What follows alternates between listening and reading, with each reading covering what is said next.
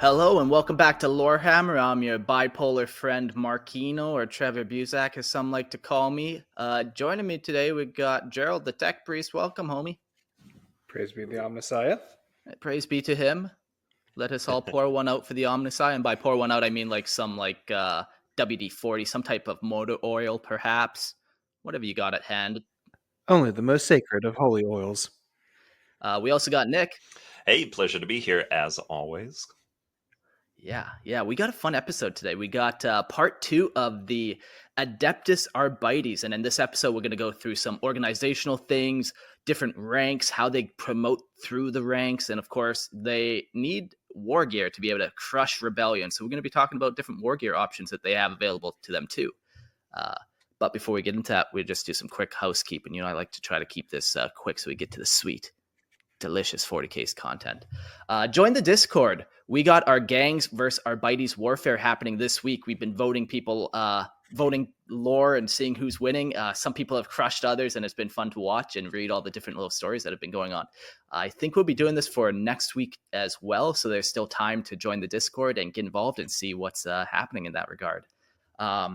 On that note of the gangs versus Arbites, Gothic Garnish, my homeboy Gothic Garnish, who does all that sweet AI stuff, he sent me a video today of different gangs from Necromunda, and they were so cool. You guys seen that video, eh?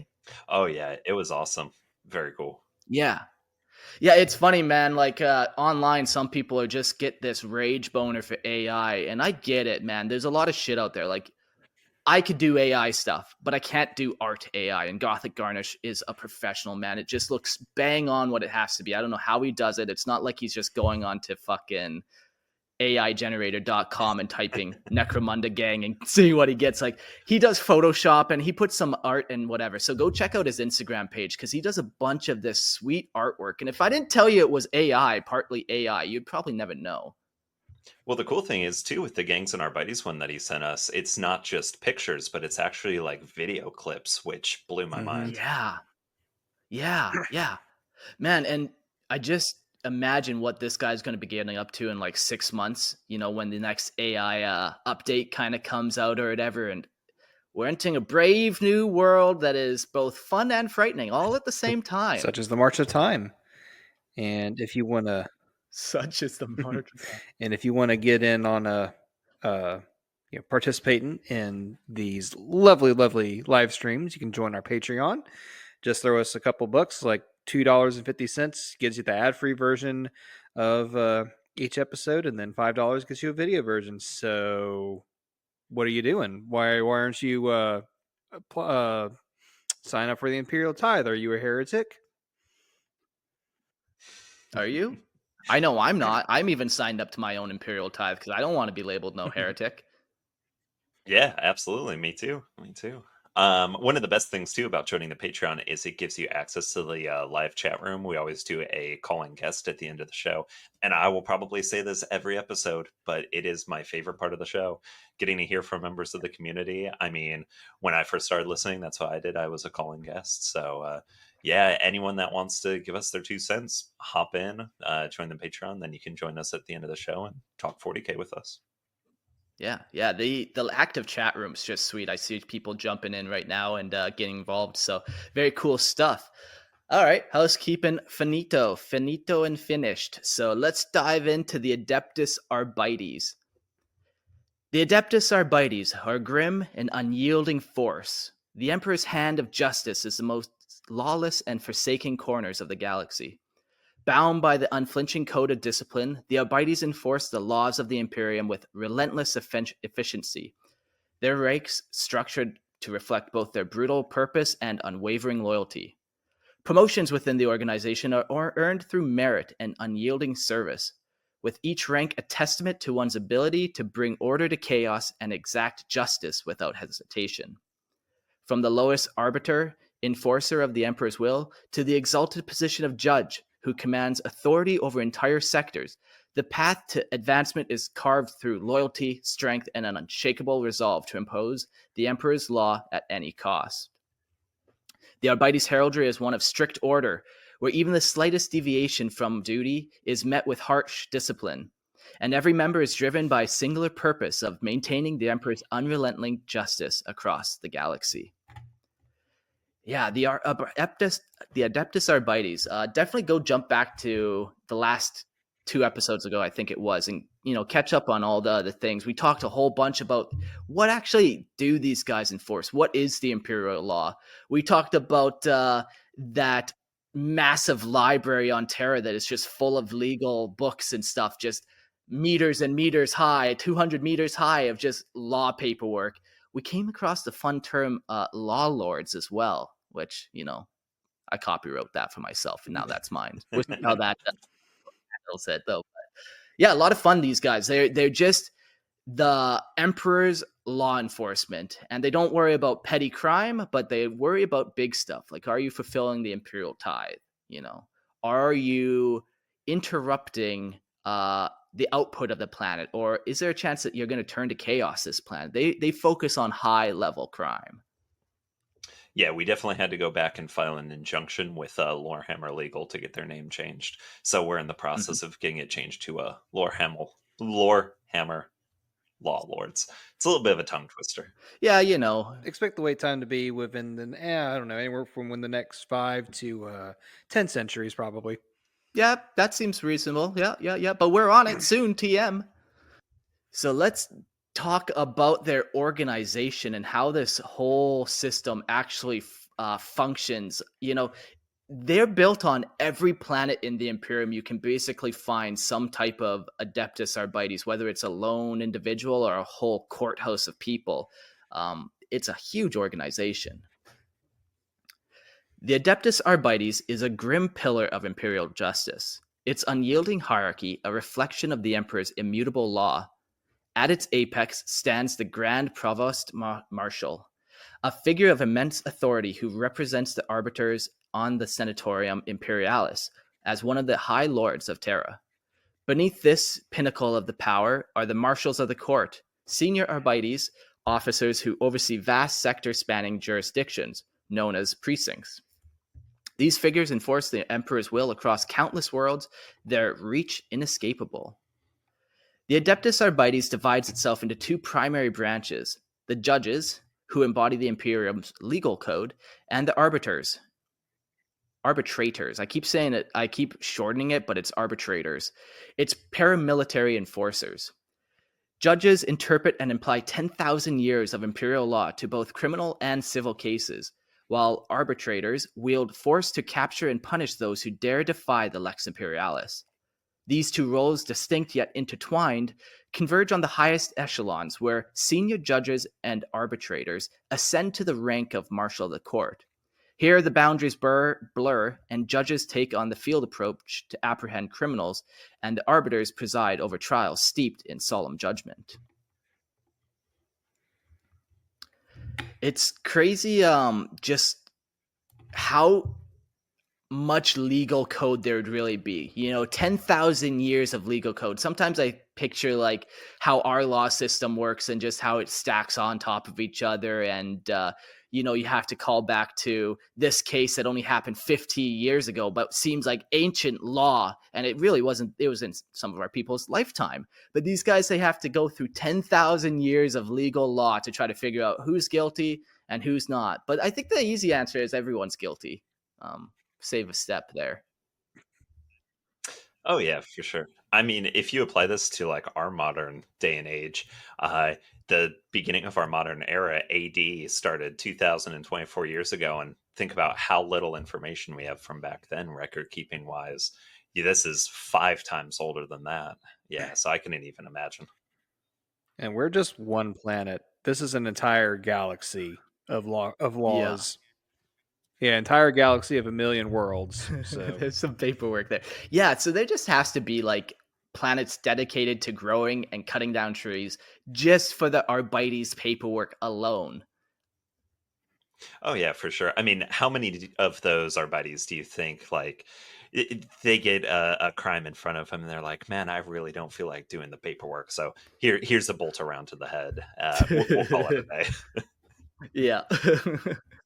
yeah, here, come with me to the corpse starch management plant. Whoops, slip. Yeah, even more lazy. You don't want to have to worry about wheeling the body there. You just take him there, dispose of him, and go on to your next crime. Why am I digging this hole again? They always ask.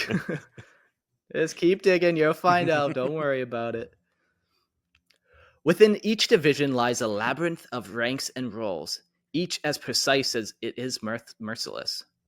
Veripex technicians extract forensic truths from bloodied crime scenes, presenting evidence to judges and arbitrators alike. Chaplains minister to the souls of arbitrators, binding them to the Emperor's divine purpose, while chasteners, the masters of interrogation, pry confessions from the guilty through calculated psychological and physical torment. The arbitrators themselves are trained for a myriad of brutal functions. Patrol squads prowl the treacherous underhives of sprawling hive cities, while shock troops crush riots and cue wars with unflinching efficiency. Extraction teams relentlessly hunt fugitives across desolate wastelands and snatch squads seize targets for interrogation, delivering them to the hands of chasteners. Cyber warfare specialists battle the unseen enemy, with the cogitative matrices and the arbitrator detectives pursue long-term investigations with unrelenting force. Senior arbitrators, granted the title of proctor, command these specialized units with cold precision. The one thing I learned about doing this episode note was just how many different ranks there are in this organization. And even in the last paragraph, I named like 4 or 5 different ones that can spawn off cool, like, what the hell? That's so sweet. Like the cyber warfare specialists, they handle all type of cyber animals, cyber familiars and stuff, and they're very cool. But we'll learn more about as we progress through. I always find that kind of interesting because, like, in this day and age, especially if a lot of your thriller movies and whatnot, it's a lot of digital information warfare. So I always wonder how that's brought up in 40K because obviously AI is abominable intelligence, so we don't want that. But a lot of your cogitators and your machines are also depending on the hive world, be servitor based. So it's kind of interesting how they do that. Yeah. Yeah, doing the prep for this episode, I'm definitely gonna have to go back and rewrite my Arbiter story, my lore, just after seeing all these awesome links and stuff like that. Yeah, as you were saying, some of the animal handlers, even these chasteners, that it's all a cool place to be able to write some different stories for. Yeah. That's the goal for some people, and that's weird. Like if you don't want to turn to chaos, you just join the Adeptus Arbites and become a torturer for a profession. It's perfect. It's a great way to still serve the Emperor but not tarnish your soul. Yeah, yeah. I've got a new idea. I think I'm gonna write about a chastener, Trevor Muzak, and about how he took Eric to the corpse starch farm.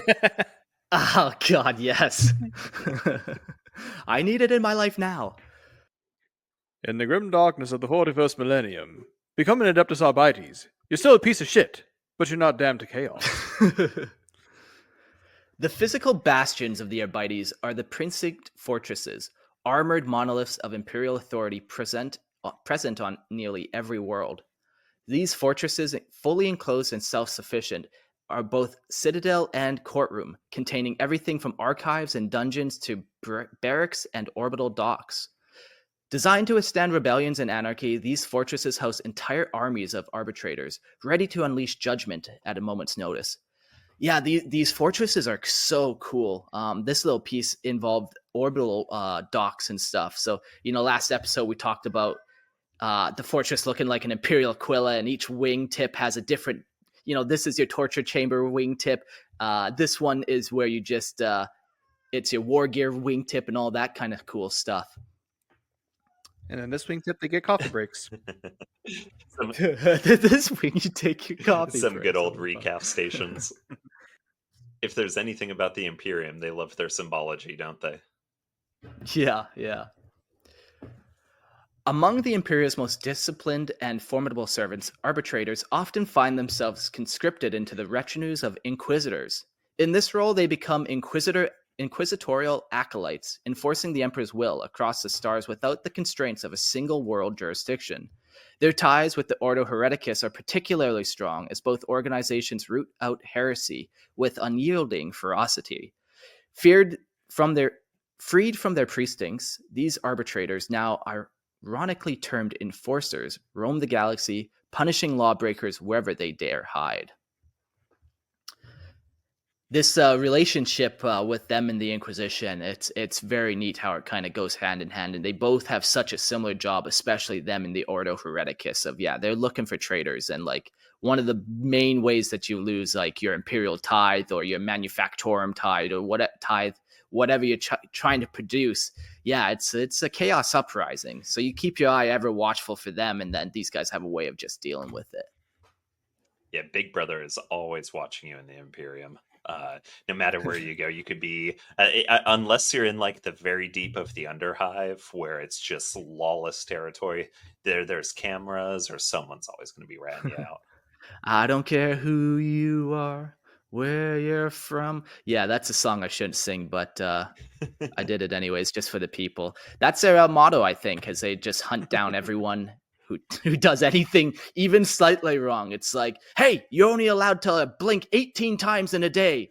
They're monitoring everything, Oh Doesn't yeah, matter. absolutely. Every breath you make, every step you take, I'll be watching you. But I mean, that's really not an exaggeration. Like, if you do anything a little bit out of line, they're going to snatch you up and question you why you did something like that.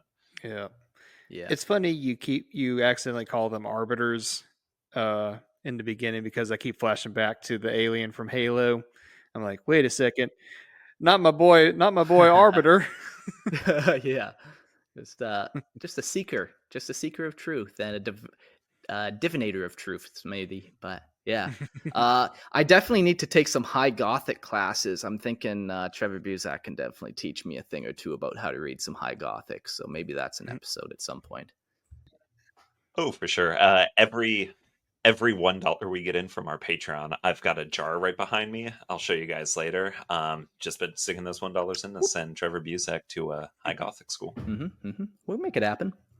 Innocentia nihil probat. Dominus Patrick Sanctoromba. Yeah.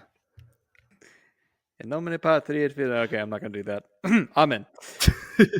All right, let's talk about how these guys are recruited, shall we? Recruitment and promotion. Arbitrators are forged from the ranks of the Scala Progenium, a brutal institution that shapes the orphan progeny of imperial elites, scribes, scholars, and soldiers into instruments of the emperor's will. From across the Imperium, the Scala selects only the most exceptional candidates for the Adeptus Arbites. These individuals are chosen not for their potential alone, but for their demonstrated mastery. Those who impose their will upon their peers with unrelenting authority, or those whose analytical precision carves truth from chaos. Only the extraordinary may don the mantle of arbitrator. Once chosen, new arbitrators are severed from all ties to their homeworlds, ensuring that no shred of sentiment, no thread of familiarity can be exploited to corrupt them. This deliberate isolation fosters the incorruptible nature from which they are feared. Arbitrators are unyielding, untouchable enforcers of imperial law. Yeah, so they get abducted from their home world potentially, or their parents were soldiers who died and became heroes, and then one of the honors bestowed upon your family is they abduct your children and take them to the Schola Progenium to teach them all types of fun new ways to deal with heretics so they don't die like their forebears did. Yeah, the skull is definitely, I think, my favorite setting in all of 40K.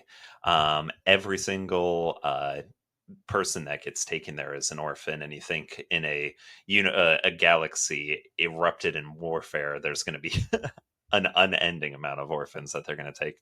But the one thing you were saying is the arbiters are arbitrators are severed from all ties to their homeworld. It seems like a lot of times in the Schola Progenium, they're not ever allowed to go back to their homeworld unless they're going to be like the new sort of governor. Like if their parents were governors that died, then they'll go back and usually fill those spots. Yeah, it just makes it so awkward. That's bold of you to assume there's a homeworld left. Yeah, it just makes it so awkward when greetings, Commissar. Your first commission is back home on your planet. We're going to put you right back in your neighborhood with all your childhood friends, and makes it awfully awkward when you use your bolt pistol for the first time. Yeah, yep, yep. Though the term arbitrator is often used broadly, it conceals a web of ranks and titles, each meticulously crafted to inspire dread among the populations they oversee. In heresy plagued sectors like Calixus, where obedience must be instantaneous and absolute, Lord Marshals grant precincts the authority to name their officers as they see fit. These titles are honed to resonate with the cultural fears of each world, varying wildly across the Imperium. Even specialized officers bear titles adapted to sow terror into the hearts of their prey. Deployed to the streets, the lowest ranked arbiters patrol in disciplined squads, their grim presence quelling unrest before it begins. In the sprawling labyrinths of hive cities, teeming with crime and despair, they cut their teeth or meet their ends. These towering hives become both proving grounds and graveyards for fledgling arbitrators, testing their resolve in the crucible of the Emperor's justice. Those who survive and excel may rise to the rank of investigator, a title designed to unnerve the scheming nobles of imperial worlds. Investigators strike fear into the hearts of those who thrive on secrets, rooting out corruption and treachery with relentless precision. Whether commanding field operations under fire or dissecting the labyrinthine complexities of imperial law, these officers demonstrate their worth under the harshest scrutiny. Oftentimes people say that Conrad Kurz guy is 40K Batman, but no, I think these guys are close to the 40K Batman, maybe. They go and they're super smart. They go and see all the types of crime that they're dealing with, and then they fucking deal with it. So do we send them to jail or do we send them right to fucking hell? Well, that's the one thing we were talking about during the Hive City episode is how do you think Batman would handle living in the Underhive, dealing with just millions and millions Yeah, of if he criminals? could kill, if he got over his moral code, I think he would have a great time. I think he likes bashing skulls. I think he'd have Oh fun. yeah, Well, wasn't it you that said that Golden Age Batman from like the 30s and 40s had no qualms about killing? Yeah. Yeah, yeah. He used to carry like a Colt 1911 with him, if I remember Oh, right. wow. He had no issue with killing. Yeah, that ended quickly, I think, as they tried to branch out more into advertising for kids and stuff. You don't want your heroes to be the villains all of a sudden. So Grimaldus in the chat says, "Let's put Adam West Batman into 40K." Kapow! Yeah. For those who embody skill, tenacity, and unwavering faith, further ascension waits. Lord Marshals reward those with unparalleled talents, appointing them to specialized roles where they serve as spy masters, tacticians, and forensic savants. These masters of detection orchestrate traps with deadly cunning, their insight uncovering even the most deeply hidden wrongs. In their hands, no criminal is safe, no heretic beyond reach. Those who master the art of trial and prosecution, wielding an encyclopedic understanding of the Lex Imperialis and a gift for oratory that can skewer the guilty with incisive, incisive accusations, are often called to preside over the grand show trials. Here, before vast audiences, they pass judgment on imperial officials who have faltered in their sacred duty to the emperor, their words a final condemnation echoing with divine authority. Sorry, I didn't mean to cut you off there. I was just thinking you were talking about grand show trials. That makes me wonder, do you think they broadcast out some of these like really high profile cases that they undertake as kind of like a warning to some of the other, citizens of the hive? Yeah, I could only imagine so. Like, one of the best ways to stop crime is not to lock people up. That kind of hardens people, believe it or not. You put them in jail, and then they become kind of part of the system. And the only way to survive is to become more hard. But a great way to stop criminals is to embarrass the shit out of them through like public mockery. You put them in the stockades, and everyone's throwing tomatoes at them. They're not getting hard, but they're now embarrassed. Where if they go to try to do more crime, other crime lords like, I seen what happened to you. They pulled your pants down. You got a tiny penis. Do you think that's what the Spanish Inquisition was trying to accomplish by having people wear like those metal head cages and things like that? Yeah, I think they took an idea and went somewhere else with it and took it to a far extreme. Yeah. Fun fact: I went to a Renaissance festival a week ago with a buddy of mine, and we went through like the dungeon section of the festival, and a lot of that stuff was more or less designed to basically to maim and humiliate someone, and as opposed to outright killing, because they prefer making a show of you, because if you just kill the guilty outright, you make him a martyr. Was the Mm, mindset that they had. sure. Yeah. Yeah. We got a question from Grimaldus. Do they allow parole in 40K? Yeah, I don't know. Like, it's hard to put somebody on parole when their head's been exploded by a bolter round. It's like, I think if you're going to be put on parole, you're probably going to send out to one of the penal legions and do some yeah, hand-to-hand combat, some fighting. yeah, yeah. Like the crime that the Arbites deal with is like, it's not that low level crime. So having parole, it's like, yeah, we'll just let this heretic go back out there, and it's like, you can't let that kind of crime go back out and wreak havoc. You just got promoted to guardsman with no las gun.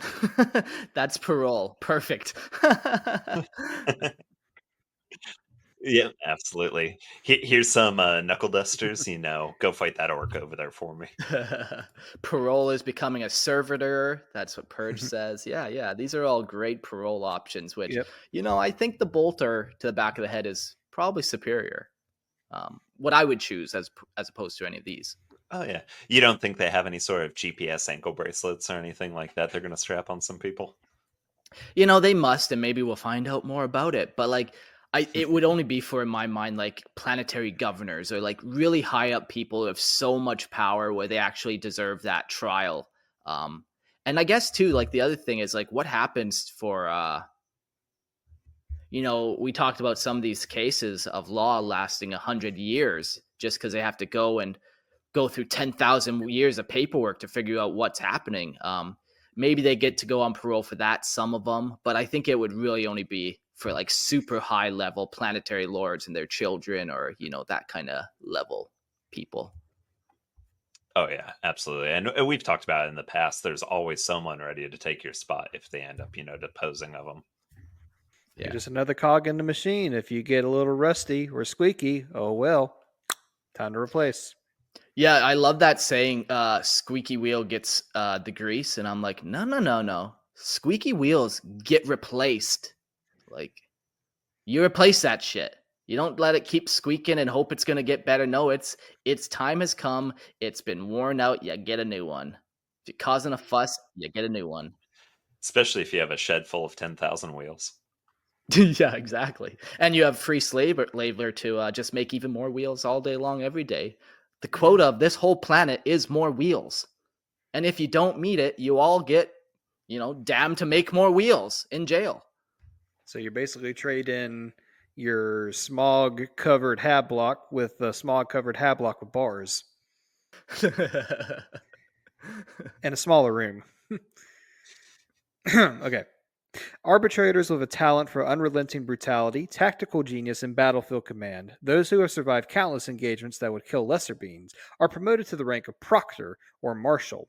The title of proctor, steeped in ancient military traditions originating from the underhive of Gunmetal City on Scintilla, evokes a sense of divine retribution. These enforcers are specialists in suppressing insurrections and riots, bringing the Emperor's wrath to the darkest and most hostile depths of the hive cities. At the pinnacle of planetary enforcement are the High Marshals, commanders who oversee Arbites precincts across entire worlds or even multiple systems. Appointed directly by a Lord Marshal, they wield unparalleled authority, second only to the Emperor's Inquisition. These leaders bear the immense responsibility of allocating arbitrators and resources, trusting both their judgment and the Emperor's will to position their forces where justice is most direly needed. Few arbitrators rise to the vaunted rank of judge, a position reserved for those whose iron will and flawless dedication embody the Arbites ideals. Judges possess sweeping authority their influence rivaled only by that of the Inquisition, tasked with pursuing the Imperium's most heinous criminals. They wield their powers without restraint, whether by apprehension, execution, or annihilation. Their relentless pursuit of justice often leaves a trail of scorched worlds and shattered conspiracies in their wake. That's wild that these guys kind of have that same power as inquisitors, you know. Obviously they can't call for exterminatuses on places, but like still they come onto the planet and there's no limits to the rooms that they are allowed access to. And if you deny them access to that room, well, welcome to the Penal Legion. Yeah, I mean, the Inquisitor seal is like one of the most powerful things in the Imperium. Gives you can requisition armies with it. You can get into just about anywhere. Yeah, but like even the Inquisitors, they have a check and a balance of these guys where, these guys can actually go to Inquisitors and be like, ha ha ha ha, you fucked up, buddy. I'm the Inquisitor now. Look at me. So I got to ask you guys, when we were doing research for this episode, did you ever come across the word Arbites and read it in your head as Arbites? Man, that's interesting. I definitely have said the word Arbites before, but my like I said, my High Gothic is not the most valid. I got a Canadian accent on it. To be fair, when I first saw the word, I thought Arbites too. But that's my American accent talking. Yeah, it's like custodes or custodies. I think it's officially custodes. Yeah. Is it? I don't know. Depends. I forget which way they leaned. Yeah, I don't know, because I've always heard it as custodes. I got yelled at by one guy because I said custodes and apparently, hold on. Actually, the correct term is custodes or custodian. There's no such thing as custode. Happy? Yikes. There we go. Did you push that guy down a fucking well or what? Did you give him No. Okay. You're a better man than I. Yeah, people say words differently, man. You ever listen to an Australian talk? It's fucked. Nope. I'm not going to do it. Nope. Not doing the main voices tonight, folks. Okay. No matter their rank, high-ranking arbitrators are unflinching in delivering punishment as they are pronouncing it. Did I say that right? As they are in pronouncing. Okay. Often, justice comes swiftly, a single shot to the brain. Problem solved. For others, the Lex Imperialis offers countless sentences, from public flogging and amputation to exile on a penal world or servitor conversion. When an entire planet succumbs to rebellion or heresy, the Arbites may escalate their response, calling upon the Astra Militarum to restore order, often at the cost of countless lives.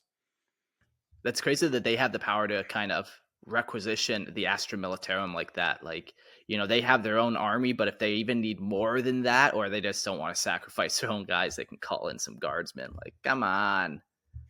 You're under my control now. Yeah, they're just like Inquisitor lights, man. Like, they can get away with so much. They have so much power and free reign to do a lot. This is an interesting question from the chat. I'm sorry, I don't know how to pronounce your name. Do the Mechanicus have their own version of Arbites? Yeah, no, I don't think they do. Like, they have a very so let's maybe go back to why the Aquila has two heads on it. One head is looking forward, and one head is sorry. One head has an eye open, and that's looking forward, and one has its eyes closed, as it's like not looking at the past. But then each head represents the two branches of the Imperium, which are separate empires. One head is the Imperium, and one head is the Mechanicum. And the Mechanicum is its own separate empire, and they are not under Imperial law. So yeah, they wouldn't have any Adeptus Arbites on their worlds. Because they have no need to fulfill imperial law, which is usually those tithe quotas of people. There are planets that are exempt from such quotas, like a lot of Astartes chapters are exempt from quotas like that. But as for that kind of question, do they have their own version of Arbites?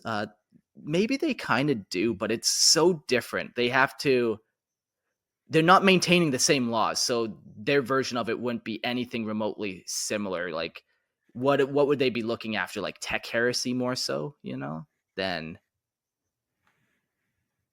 yeah, you're not allowed to put you're doing some electrical work and you mixed your black and your white wire together and they're like, ah, that's a heresy there. You're not allowed to do that. You got to color code your wires there, my friend. Like they just follow very different rules and they have very different motivations and very different reasons for doing what they're doing. And they are a separate empire completely. So Yeah, but I'm sure they have some kind of equivalent Yeah, that they absolutely. basically do the same thing. yeah, yeah. So You know, like every Forge World has like its lord of it and stuff, and you know he probably has agents or whatever that maintain his control over the world. But yeah, it's very different laws. Yeah. Yeah, I'm sure they have their own set of checks and balances that are just completely different. I made this comment before in the Grimlore podcast because for some reason the topic got brought to Mechanicus, but I saw a meme one time and it said, I am an electrician, but even I don't recognize how this panel works, but I do remember the sequence of the buttons and how to make the machine operate the way it's supposed to, and I have never felt more related to the Mechanicus than I did just now. Yeah, yeah, I mean, yeah, that's a brilliant way to say that. yeah. Well, like as an electrician, man, like yeah, you touch a lot of different things, and there's no way you know what the fuck how any of that works. Like I could fix some bits in a computer just through basic, like I kind of understand that you know wires have to connect in order for shit to work, but like what it's doing, I don't know, man. What if that computer was 10,000 years old, but more from a more advanced time than you're currently in? Well, then I'd be very confused and out of my depth. So uncivilized. The, though the Adeptus Arbites enforce the Imperium's galaxy-spanning laws, they operate alongside local policing forces known as enforcers. These native forces, while mimicking the Arbites in appearance, are bound by local customs and often lack the rigorous standards of their Imperial counterparts. While cooperation is common when objectives align, conflicts arise when the local corruption or divided loyalties interfere with Arbites' mandates. In such cases, the arbitrator's authority prevails even over planetary governors. The Arbites serve as excuse me. The Arbites serve as the Emperor's ultimate enforcers, rooting out heresy, dismantling organized crime, and quelling uprisings. They act with ruthless efficiency, commanding local commanding local resources, freelance bounty hunters, and even Imperial military support when necessary. No authority, not even a governor, is immune to their scrutiny. A delayed tithe, insufficient devotion to the Emperor, to the God Emperor, or failure to fulfill military obligations to neighboring worlds may draw their ire. Governors found wanting often face deposition, interrogation, or execution. In extreme circumstances, when a governor is removed or incapacitated, the Arbites assume direct control of planetary governance. This responsibility typically falls to a judge or marshal, but on isolated worlds with minimal imperial presence, even junior arbitrators have, on rare occasions, stepped into the role of planetary steward. Their role is as temporary as it is absolute, holding the planet firm until the Imperium appoints a new leader to replace the disgraced. Yeah, that kind of just brings me back to like the Skull of Pagenum and all of the training that they must undergo, because this is another huge aspect. Like now, some of these guys have to be able to maintain and run a planet and fulfill these tides, and like that's a whole new aspect of training that they have to undergo. Not all of them, obviously, but the higher ups, you know. Oh yeah, for sure. And we touched on this when we were doing the Hive City episode. That while the Underhive may be dangerous for its own reasons, if you're a governor or one of these higher positions, you're in no less amount of danger from political opposition, assassins, people just wanting your job. Yeah, yeah, Yeah, I mean your life's you're even up in the hive spires, your life sucks just in a different way. yeah. You're probably not getting very many good sleeps. No, but at least you get to fill your belly with like better food. You get better views, fresher air. So Better views. It's all about the better views. And you get more than 2 hours of sleep per night. yeah, absolutely. Yeah. You get 22 hours of work and then 4 hours of sleep, and then come back and do another 22. How that makes sense, I have no idea. It's that Japan clock that we learned about, you know. They got 27-hour clock or some shit, apparently. Yeah, I hear all the Interesting question from Purge. S- Uh, interesting question from Purge. Do the Arbites use Space Marines, and if so, do they have a preferred chapter? No, I don't think they do at all. Space Marines are their own thing. Like even Inquisitors don't necessarily have power to call Space Marines under their control. Um, this is kind of one of those separation of powers that happened after the Horus Heresy, which is like they don't want somebody to have too much power, and they definitely don't want people to have the power of Space Marines. Regular people can get corrupted very easily, but Space Marines can't as much. So you kind of let them maintain themselves and hope to God they don't rebel, because if they do, then you're in a whole shit ton of hurt. I think the Inquisition does have the power to requisition Astartes members, but even then, I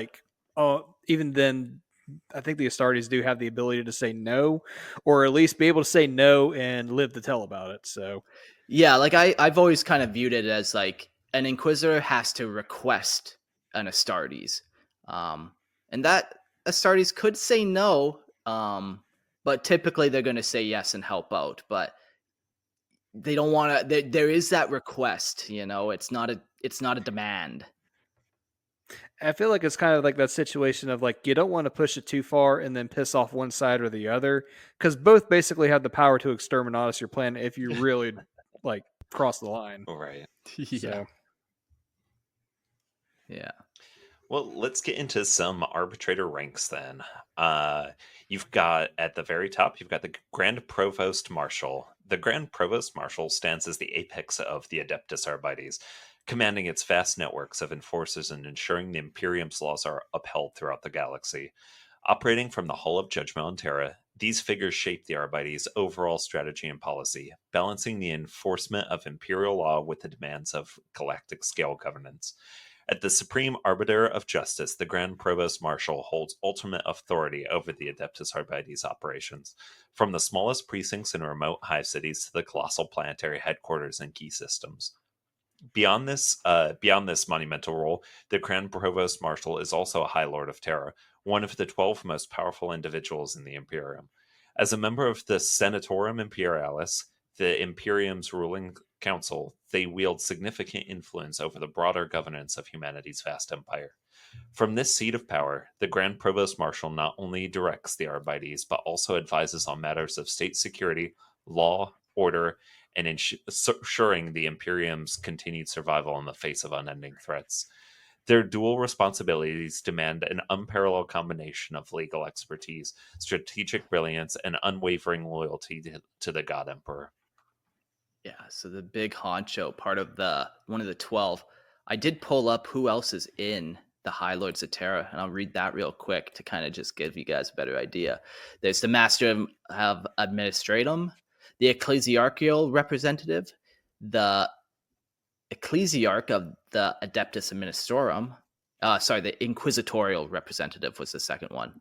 The Fabricator General of the Adeptus Mechanicus, the Grand Provost Marshal of the Adeptus Arbites, the Paterno Nova Envoy of the Navigators, the Master of the Astronomicon, the Grand Master of the Assassins, the Master of the Adeptus Astra Telepathica, and then the three remaining positions are likely to be filled from one of the following leaders: Lord Commander of the Segmentum Solar, the Lord Commander Militant of the Imperial Guard, the Cardinal of the Holy Synod of Terra, the Abbess of the Adeptus Sororitas, the Captain General of the Adeptus Custodes, the Chancellor of the Estate of the Imperium, and the Speaker for the Karist Captains. I'm not sure what that one is for sure. And the final one is the Lord High Admiral of the Imperial Navy. So yeah, they basically reply, or these Arbites kind of go right to the High Lords of Terra, and their whole organization is right tied to that, and the power that they wield because of that is basically absolute. I can't get over the TTS meme or the TTS series, and the High Lords come up very frequently, and it's like every time the Grand Provost Marshal comes up, he's just always, "I am the law," and followed by heavy bouts of narcolepsy.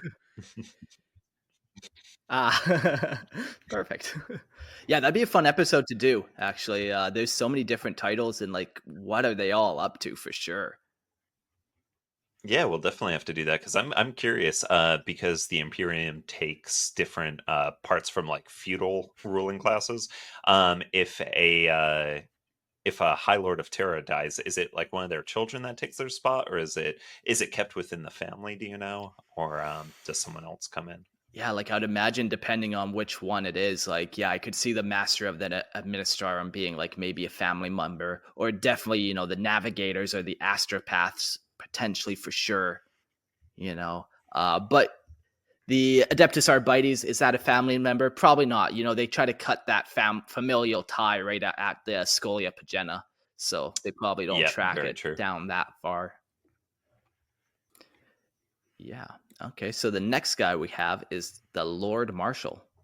The Lord Marshal embodies the unwielding will of the Imperium, wielding authority unshaken by the chaos of circumstance or the frailty of human resolve. Guided solely by the cold, unrelenting measure of the Lex Imperialis, their judgment is absolute and their mandate brooks no dissent. To stand against the Lord Marshal's decree is to invite swift and merciless retribution, for the rule of law is their only creed, and to fail to uphold it is met with uncompromising justice. From this position of dominance, the Lord Marshal commands the entire presence of the Adeptus Arbites within the vast Imperial sector, coordinating operations across countless worlds, whether quelling planetary insurrections, dismantling heretic cults, or overseeing the enforcement of ties. The Lord Marshal's influence spans the stars. They are the ultimate arbitrator of Imperial law within their jurisdiction, standing as a towering figure of authority, fear, and unshakable duty to the service of the God Emperor. Yeah. So there's a bunch of these guys then, each one kind of takes a sector, branch it out, and yeah. The next guy we got is the Justicar. The Justicar stands as a paragon of imperial justice. Some of this, I do apologize if I have to repeat myself. Like, you're going to hear a lot of, they like to enforce the law and they will kill you if you disobey. So, that's just baked into the cake of these guys and their duties. But I mean, you're just hammering the point home. So yeah, That's exactly. just the Imperium in general. They are the law. The Justicar stands as a paragon of imperial justice, a senior marshal whose decorated service marks him as unyielding instrument of the Emperor's will. They are entrusted with the solemn duty of bringing his light to the darkest corners of the Imperium. Where corruption festers and treachery takes root, whether confronting the decadence of noble houses, exposing the rot within the ranks of the Adeptus Terra, or purging the planetary administrations tainted by heresy and forbidding worship, the Justicar's judgment is swift and absolute. These individuals are exceedingly rare within the hierarchy of the Adeptus Arbites, but their influence is profound, whether they are stationed, wherever they are stationed. A Justicar often commands the Arbites' presence across an entire imperial world, or governs operations spanning multiple star systems. Their authority is vast, and their presence is a signal that the Emperor's law has taken precedence over all else, leaving no transgression unpunished. we got an interesting quote from, or thing from Moose Viking here. Anyone ever heard the quote, "Nothing is more permanent than a temporary government program"? So extrapolate Yeah. that over 40,000 years. Yeah, ain't that the truth, man? Yeah. Beyond their local jurisdiction, Justicars are occasionally elevated to the role of troubleshooters, operating at the behest of the Lord Marshal or even the Grand Provost Marshal. In this capacity, they roam across entire sectors or multiple regions of the Imperium, bringing the Emperor's justice to faltering worlds where the law and order have all but collapsed. Their arrival is both a promise of retribution for the guilty and a grim reminder to all that no one is beyond the reach of the Lex Imperialis. Yeah, there's so many of these different ranks, and then like the Inquisitors have their own ranks, Commissars have their own ranks. If you're just a normal, just civilian in the world, do you think they get confused by like, oh, is this guy in charge, or this guy should I be listening to?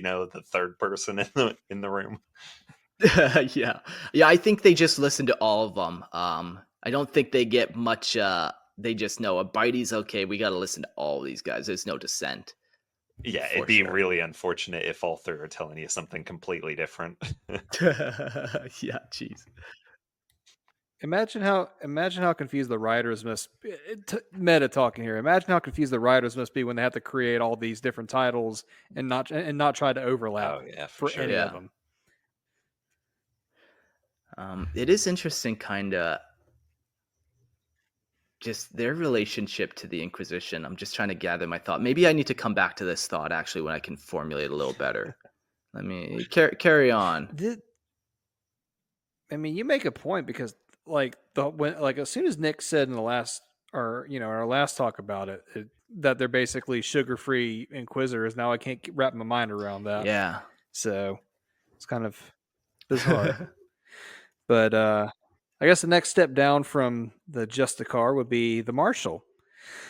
The Marshal is a high ranking enforcer of the Emperor's law, their authority rivaling that of a magistrate, but elevated by greater experience and seniority. These individuals embody the unrelenting will of the Adeptus Arbites, carrying the sacred duty of delivering justice to the Imperium's most lawless and depraved corners. From the suffocating depths of hive world undercities to the forsaken outskirts of rogue star systems, the Marshal's presence is both a symbol of order and a harbinger of retribution. Their justice is not measured in words, but in the thunderous bark of bolt guns and blinding arcs of muzzle flare. Entrusted with vast authority, marshals typically command the Arbites' presence across an entire imperial world, wielding their power to enforce compliance and restore the Emperor's order. On occasion, their jurisdiction expands to encompass multiple star systems, where they oversee operations against criminals, insurgents, and heretical elements. The Marshal's role is a relentless one, demanding not only tactical brilliance, but the unwavering conviction to uphold the Lex Imperialis in the face of insurmountable odds.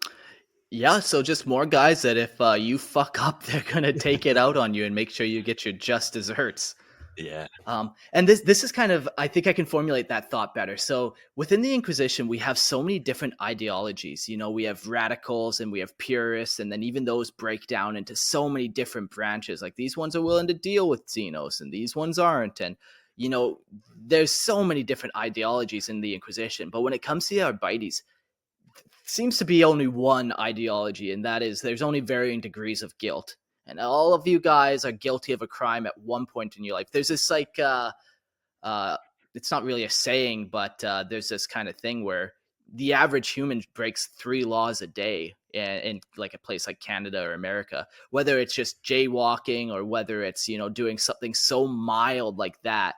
You know, the ideology of the Arbites is, you know, if we want to find you guilty of something, we will. There's not much beyond it. There's only guilt. Well, that's the funny thing about here in the US. Sometimes you have laws that are so old, like you could have one in a city from like 1800s where you can't walk your alligator on a leash on Sundays at 3 p.m. or something like that. But in a world like the Imperium, you know, they take that serious and you're going to be arrested if you end up breaking that law. Yeah. Yeah, you can't leave your pie set on a windowsill on Sundays because if too many people do it, wildlife comes in town and eats everyone. That's a real law from back in the day that it's just they never unwrote it because it's just like, why even bother unwriting it? But these are righties, like, yeah, they're enforcers of every law and they will find something if they want. Everyone's broken a law. Could you imagine committing a crime so bad? Like, let's say you're a planetary governor, you commit a crime, it goes to the first guy, and they're like, "Oh, you know, this law is so bad, we're going to send you on to the next guy." And you go on to him, and he's like, "You know what? We're going to just have to keep sending up the ranks because your crime is so heinous." Oh God, yeah, and you're like every time you get sent up, they're just talking about the new punishments that they're gonna give you. They're like, you've already been found guilty. Now it's just who's gonna determine what happens with your guilt. Like, and you're like, oh Right. God. The first guy's like, I'm just gonna break your wrist and And send you back to the manufacturer. And the next guy's like, I'm gonna fucking take your hand. And slowly, as you go up the rank, it's just getting worse and worse. And At the very end, they lead you out in shackles, and you're in front of the Lord Marshal, and you're on like this TV game show on like one of those, and like the judges box in front of a whole studio audience, and they've got cameras in your face, and they're making an example of you. on tonight's game show, we have Lawbreaker 447 versus Orc War Boss. Who will leave the gladiatorial ring? Kind of reminds me of the old Arnold Schwarzenegger movie, The Running Man, where he goes on a game show and it's like he's got to survive each level and he gets paid a certain amount until he gets to the very end. They just do that with high-ranking criminals. Yeah, except he doesn't get paid. I'm assuming at the end. It's been so long, I honestly can't remember. Treffy says 1,000 ways to die, and they just pull a random card. Yeah, They've got their own form of the Emperor's Tarot, but on each card, it's like its own punishment. Yeah. Perfect. The Emperor himself is decreed.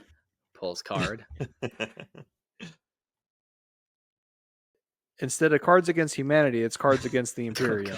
Cards against the heretics. So as you were talking about, Mark, with the radicals and the purists, let's get into some of the Arbites and Inquisitors' ideology.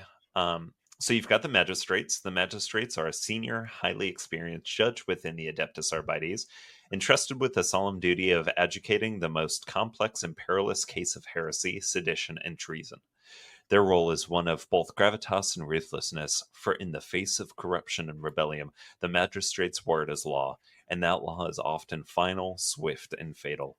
Magistrates are tasked with hearing the most intricate and dangerous trials that come before the Arbites, where the fate of entire worlds, factions, or even sectors may rest in their hands. Their judgment carries the weight of the Emperor's wrath, and in their courts the scales of justice are tipped not by sentiment or mercy, but by the cold, unyielding rule of the Lex Imperialis. In dispensing death and judgment, magistrates ensure the survival of the Imperium soul, purging its darkest threats before they can fester. Whether in the chamber of high courts or in the shadowed depths of the underhive, the magistrate's sentence is carried out without hesitation, their name a symbol of unflinching authority.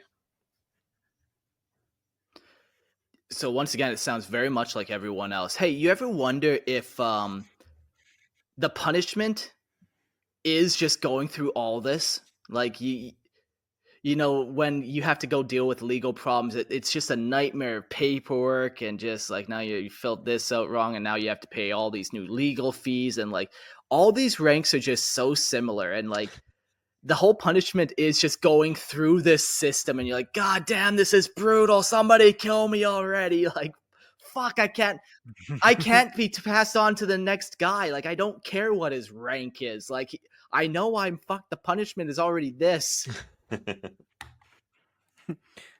Wild idea, but imagine you're already deemed guilty. That was the short part. The long part is determining your sentencing and your punishment. That's where the investigation can take up to centuries. Yeah. Oops, he already died. Oh well, turn him in the corpse starch. Bring in the next of kin. Yeah, another job well done, Chastener. Yeah. You tortured him real good. I mean, the one thing that I'm picking up as we keep talking about this is built-in redundancies. You know, if you're not one, it's on to the next. You know, they're finding a crime for you if the first guy can't figure out exactly what happened. Yeah. Up next, we have the judge. A judge is a senior arbitrator who has earned their position through years of experience and a deep and unshakable knowledge of the Lex Imperialis. These seasoned officials are entrusted with the most challenging and delicate cases that come before the Adeptus Arbites, and their authority extends beyond the courtroom. In addition to hearing complex legal matters, judges command their fellow arbitrators both in the field and within the precinct house, ensuring that justice is both administered and enforced with unwavering discipline. Judges are often the highest-ranking Arbites in the given precinct, particularly in worlds where multiple Arbites are stationed, and they are seen as the final word on matters of Imperial law within their domain. They frequently collaborate with the Chasteners, Arbite officers tasked with executing punishment, and it is they who pronounce sentences over prisoners within their precinct's courthouse. Though any arbitrator can issue a sentence or enforce it in the field, the judge's pronouncements carry the full weight of imperial justice. Typically, judges oversee high-profile cases and situations where the appropriate sentence under imperial law is unclear. Their decisions can alter the course of history as they rule on crimes committed by those with great power, including corrupt officials, heretics, and rebels. Many judges were once arbitrators themselves, earning their promotions through proven skill, steadfastness, and resolute commitment to the Emperor's law. So now we've kind of hit like the planetary level. You know, those other guys, there's probably only a handful of them, and they're handling the big stuff. Like this whole system turned traitor. Like, how did that happen? Who's responsible for losing these 10 planets? You know, somebody's gonna pay. Let's call in the higher ups. But now we've kind of narrowed in onto a planet, and from here we just kind of keep going slowly down.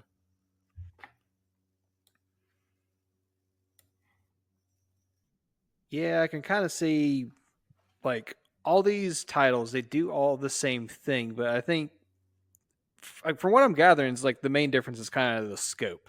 Like we're galactic level, now we're kind of shrinking down from there. Yeah.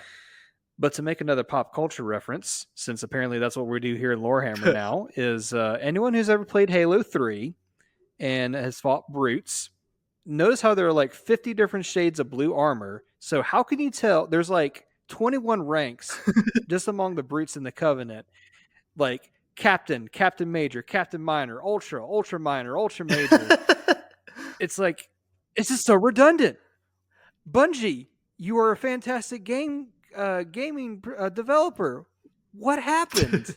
This reminds me of my like Imperial Night House and Men at Arms and all those different. Everyone was a man at something, a man at swords, man at spears. Fuck, I love it. Clearly, the Imperium never heard of the simple phrase "kiss." Keep it simple, silly. Here's a question from Purge: is there a planet dedicated purely to maintaining the Arbites?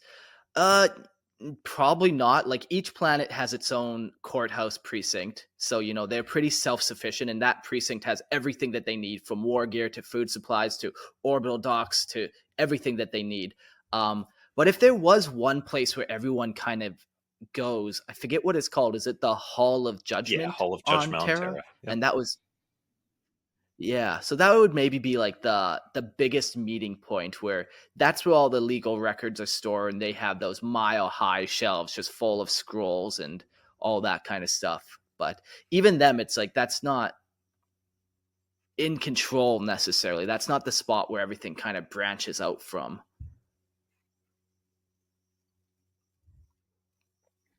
Guess while we're talking about the judges, apparently they have a sort of a cousin rank, kind of like similar in intelligence, different focus. We're talking about the proctor. We're talking about the proctor. A proctor is a lateral rank within the Adeptus Arbites, comparable to an intelligencer, but with a distinctly different focus. Proctors are seasoned arbitrators who lead specialized riot squads and suppression forces in the field, where they engage in direct combat against the most dangerous and reckless criminals.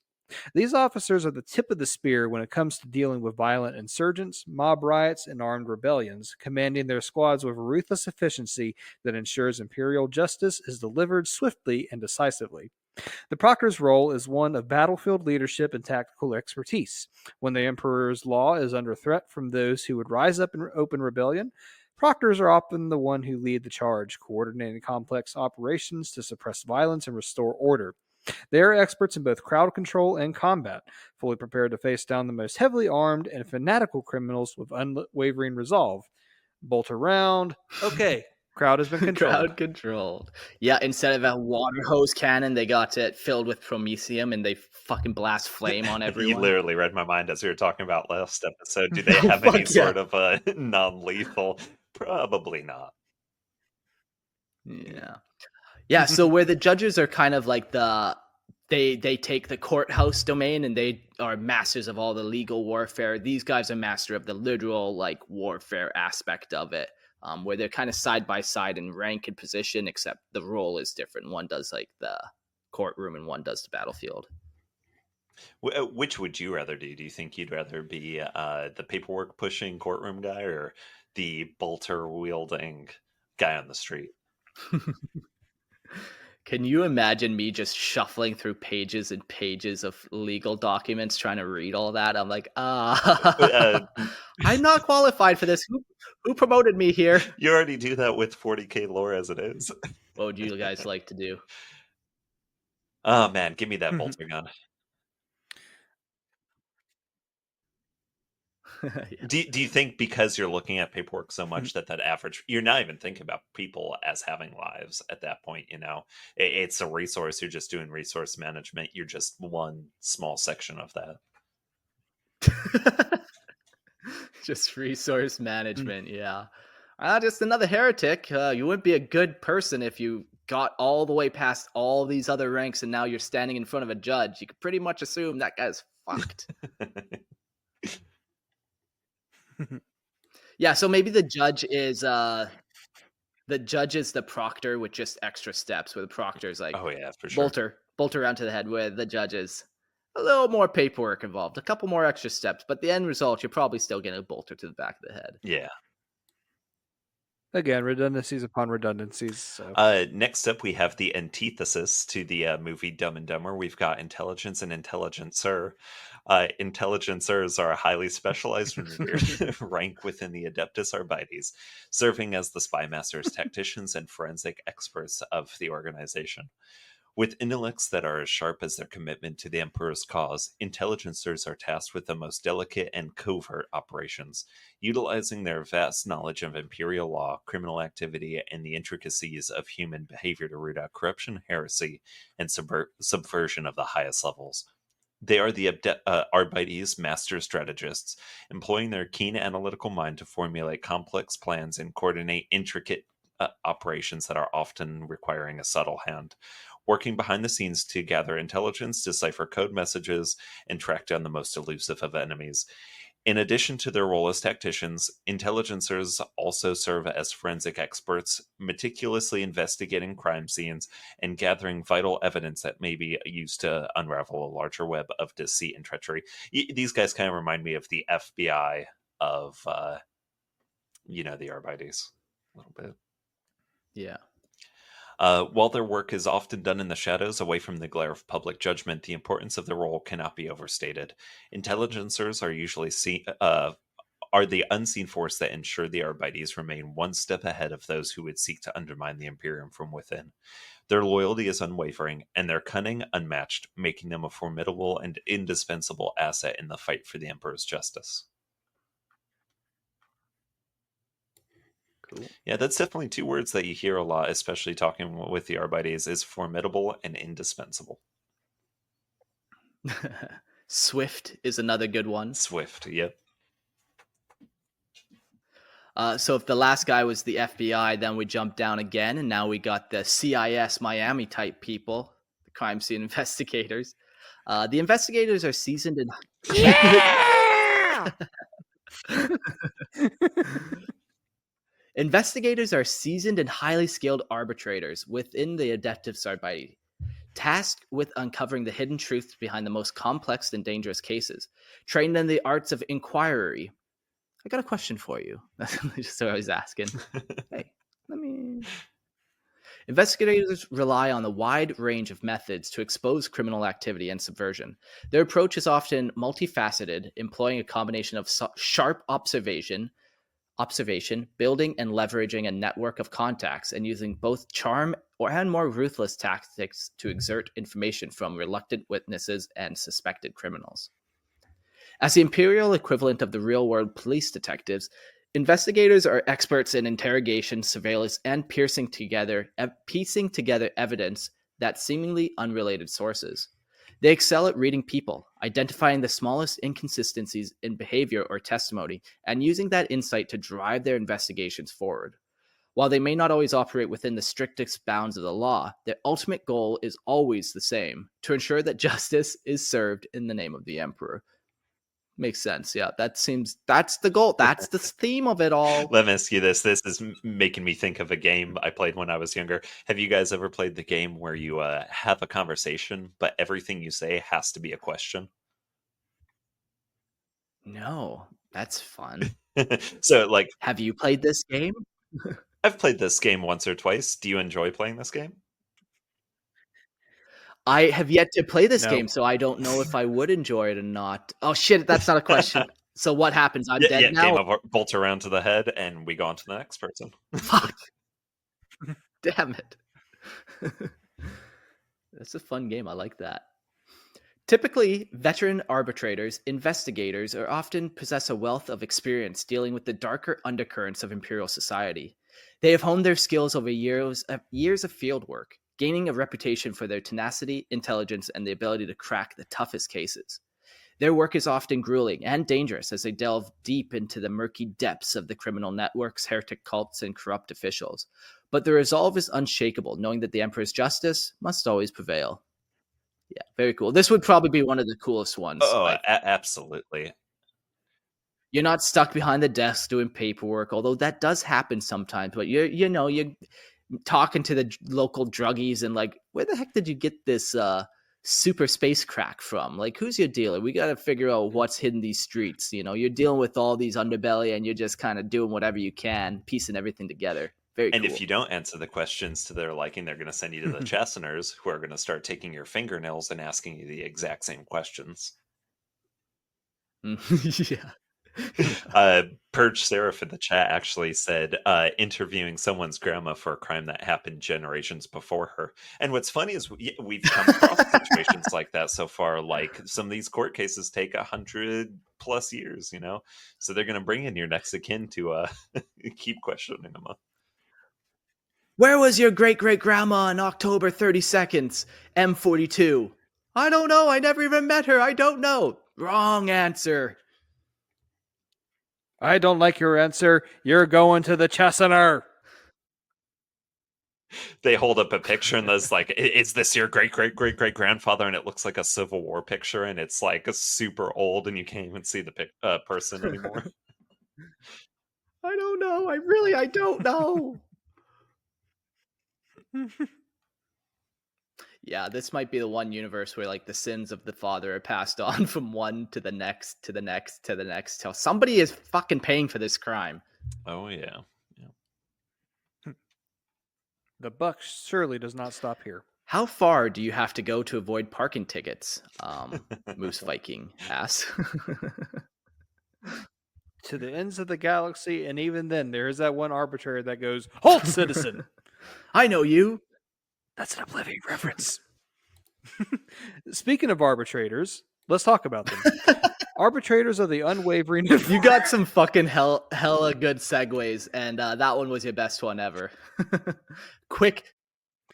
We were actually, Mark and I were watching the Mike Tyson and Jake Paul fight, and some of the announcers that they had on that show. I mean, you would fit right in with them.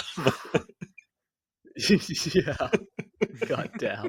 Yeah, they were hilarious. It was so Yeah, good. the female one was my favorite. Yeah, she had some I don't want to say hot takes because there's nothing hot about it. She just had word vomit, I Yeah, guess. but some of their segues, it made no sense. It was so fun to listen to because of how funny it was. Yeah, too bad Mike Tyson didn't win. Lorehammer didn't win that $100, so No, that's too bad. Now I'm gonna have to fucking break somebody's knees to try to get money. That day. Yes. I owe money now. I lost a lot of money on that fight. Please support Lorehammer. Join the Patreon to help us settle our financial gambling debts. For every dollar donated is one less dollar towards Mark's servitorization. Whoops. We got Callus who just entered the chat. Brothers! Welcome. Hey.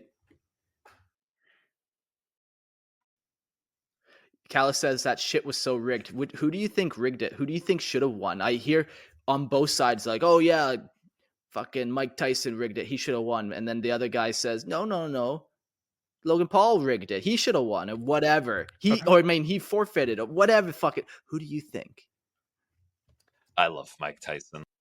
Where the rumor vine that I heard was Netflix has something to do with it, and both were subsequently suspended from boxing. Lorehammer Legal's going to get a bunch of paperwork from Netflix, some cease and desist letters. Yeah, the law lords at Lorehammer Legal will have it, though. Don't you worry. I want you to say that sentence 5 times fast, okay? Lorehammer Law Lords. Lorehammer Law Lords. Lorehammer Lore Whores is still my favorite type of name that we've come up with, moniker. Oh yeah, for sure. The sweet lore whores. Well, sorry to derail you, Gerald. If you want to tell us more about the arbitrators. Wow. Okay. Arbitrators are the unwavering enforcers of an order and the rule of law within the Imperium, standing as living embodiments of the Emperor's justice. That seems to be a very popular word tonight.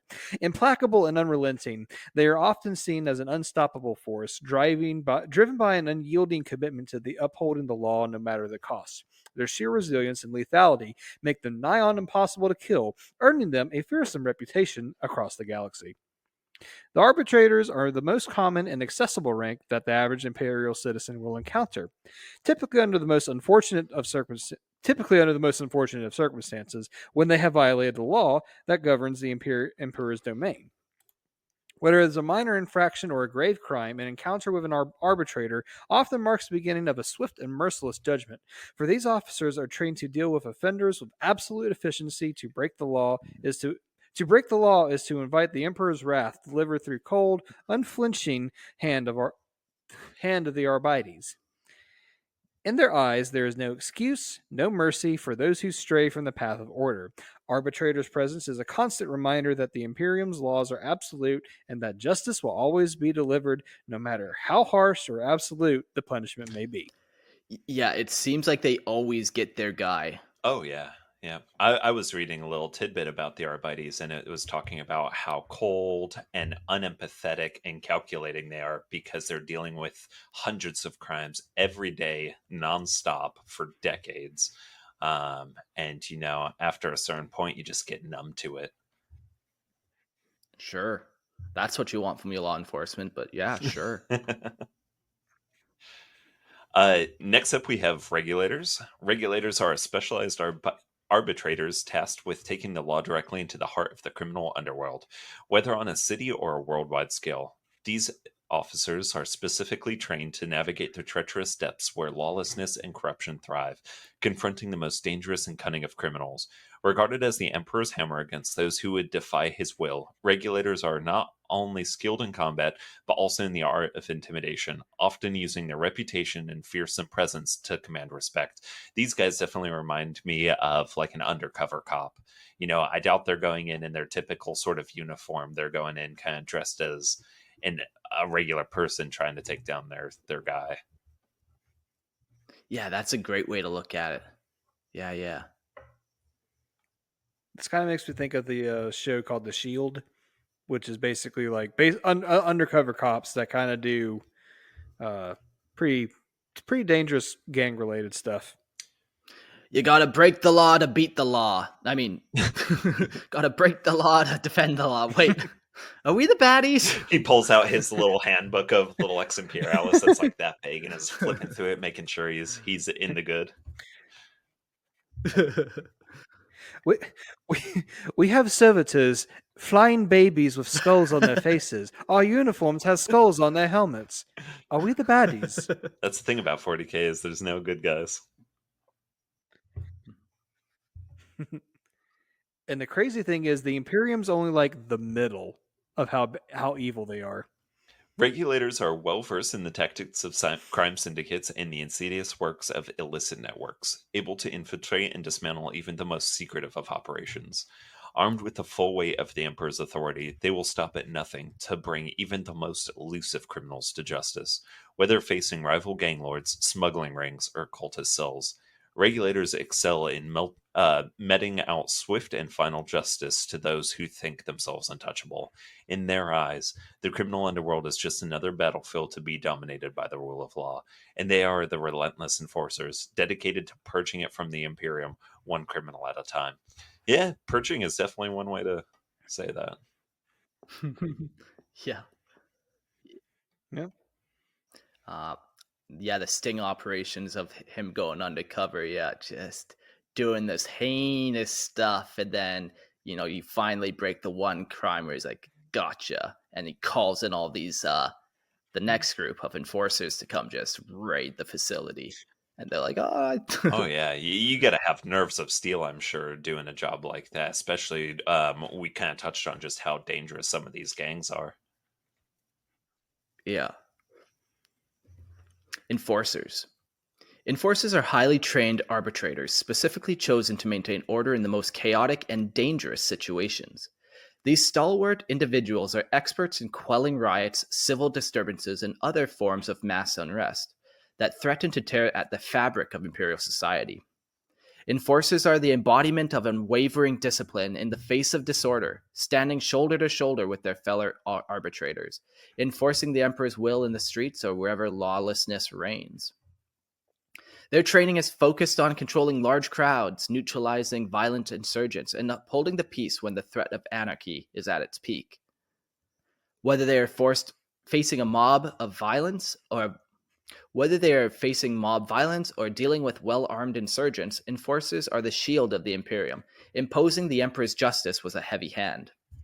It is important to note that while the local planetary law enforcement forces are also titled by enforcers, these officers are not to be confused with the Adeptus Arbites counterpart. Local enforcers are often poorly trained and far more prone to corruption, whereas the Adeptus Arbites enforcer is a professional, battle-hardened servant of the Emperor, capable of responding with ruthless efficiency when the law must be enforced at any cost. Like we just go back to at the beginning, we were talking about the Schola Progena and all the indoctrination and like all the stuff that they have to go through as children in the Schola Progena. It's almost like Space Marine levels of trials for recruitment. Like it's hardcore. I don't know if they've ever said a number of how many people actually make it through schooling, but I'm sure they got some mass graves out back for all the fallen children. Oh yeah, absolutely. I know. One of the things I read is like if you don't make any friends in the School of Progenum because you'll reach like an 11, 12-year-olds as a trial, they'll make you shoot your best friend just to show your indoctrination. Yeah, and if you don't do it, they'll get the next person to shoot you. So Yeah. So, these guys, like, everyone can be corrupted, but this training that they have, it's so much more than any local law enforcement would ever go through. I think it's we could probably talk more about it whenever we discuss the Scholar Progenium, but I like to imagine an Arbites prospect going through the Scala has to go through basically the Stanford prison experiment on steroids. Whew. And they each have to take turns between officers and prisoners. Yeah, for those that don't know what that is, explain that experiment. So this is more of like a psychology 101 type of thing, or you get this in a lot of psychology classes. But the Stanford prison experiment was basically a guy grouped a bunch of college kids or put a bunch of college kids in two different groups. One of them was labeled as like prison guards, and then the other one was labeled as the prisoners, and then just kind of let them loose to see how it was basically about how does power change a person. And obviously the students that were labeled as the prison guards became a lot more tyrannical, abusive, aggressive, and then the ones labeled as prisoners became a lot more scared, timid, weak, and PTSD, obviously. So that was the basis of it. Yeah, it's crazy in that experiment, like what they were doing to the prisoners, who, mind you, are not criminals, and like to have that in the back of their minds. But like you said, it just shows how that power corrupts people so quickly. Lots of people just can't handle even an ounce of it, and then all of a sudden, like their fellow classmate that they would take an algebra and with, they're now fucking beating the shit out of and shitting in their food and doing all types of like truly heinous stuff that you're like, holy moly. It was really, really bad. And I think like the project was supposed to last like a month, like 4 to 6 weeks. It only lasted like I think 11 days because of how bad the situation had gotten. Yeah, they definitely let it go on for too far. I can't remember. Yeah. It was supposed to be like a long-term study, but things got way too out of hand for them to. Things got way too out of hand for the for the study to go on. It was bad. Look it up. It's called the Stanford Prison Experiment. The Schola Progena, like you said, they probably do that, except they get to experience both sides of it for sure. And there's no penalty if you actually kill somebody. That's fine in this. Ursat's just got here. Let me sum up this episode. Don't do bad thing, you go to jail. That's pretty much what we're saying. They will find you, and they will arrest you, and then they will kill you. If I had to sum this episode up in 3 words so far, it'd be formidable, imposing, and heavy-handed. Ah. Yeah, And justice, justice. absolutely. Don't forget justice. Yeah, they use that term very loosely, I think. What is justice here? Is that justice they're doing, or is that fucking pretty petty sometimes? But did they need to rip off that guy's fingernails? Is that justice? Well, Maybe. his tide contributions had fallen by like 0.5%, so they had to make sure. Oh yeah, then justice. Absolutely. Oh yeah, for the Emperor, of course. So let's talk about these people meting out the justice. Let's talk about the troopers. That was not a good segue. I apologize. I shall be doused in holy flaming oils. For your own purposes, you have to go listen to like Ben Shapiro now and listen to how he does segues, because he fucking gets you every time with his segues. So go learn from him, and Oh yeah, that's the punishment. It no! fits the crime. I'm sorry, homeboy.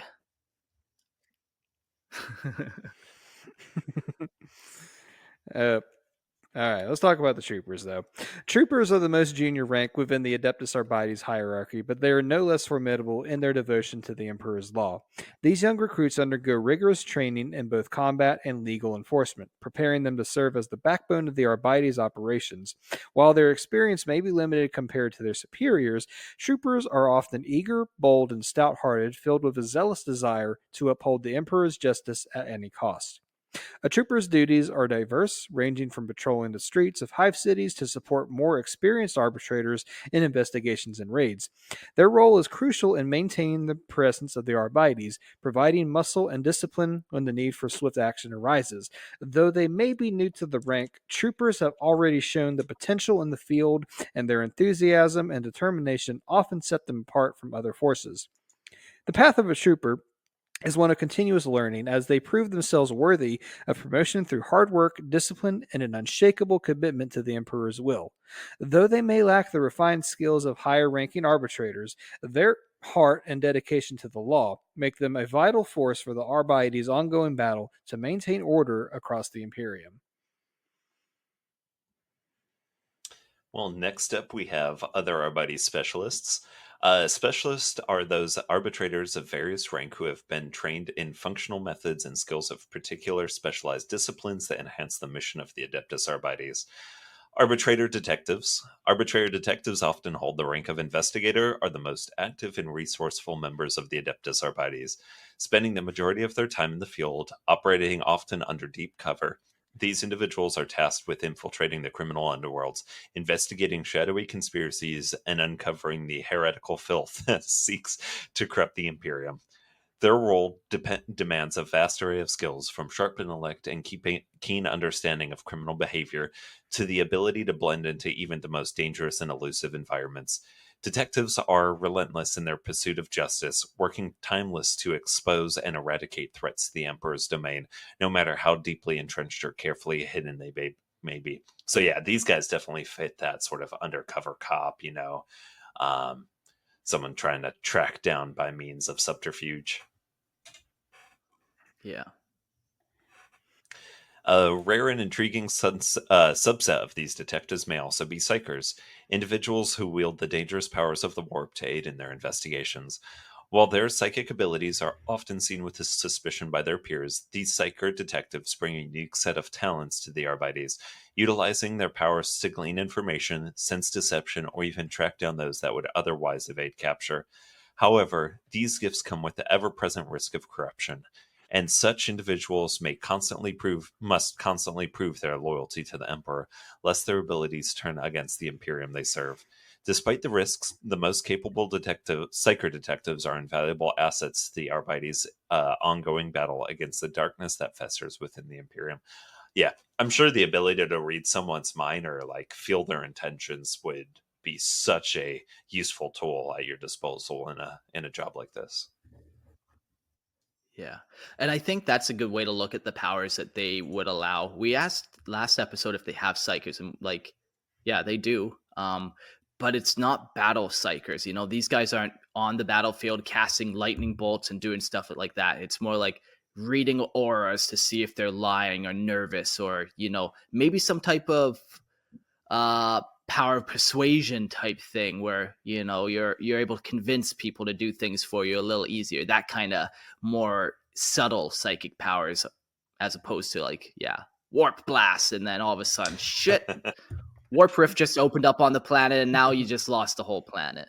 Like Eisenhorn, the Inquisitor, like his main psyker abilities are kind of like a force of will, or more like a mere force of suggestion. So not necessarily, so just like you're saying, not always the shoots lightning tips like Emperor Palpatine kind of psyker abilities. Yeah, shoots lightning, ask questions later, eh? Not quite that. Execute Order 616. Yeah. Up next. Oh, well, maybe like let's actually quickly jump back. I think I know the answer to this, but keep this question in the back of your mind for a hot minute, and we'll get to the answer eventually. Keep the question is who actually checks these guys? Who is the check of the psychers in this organization to make sure that they're actually staying pure and all that kind of stuff? Do you guys have any guesses? Yeah, I mean, there has to be someone, I'm sure.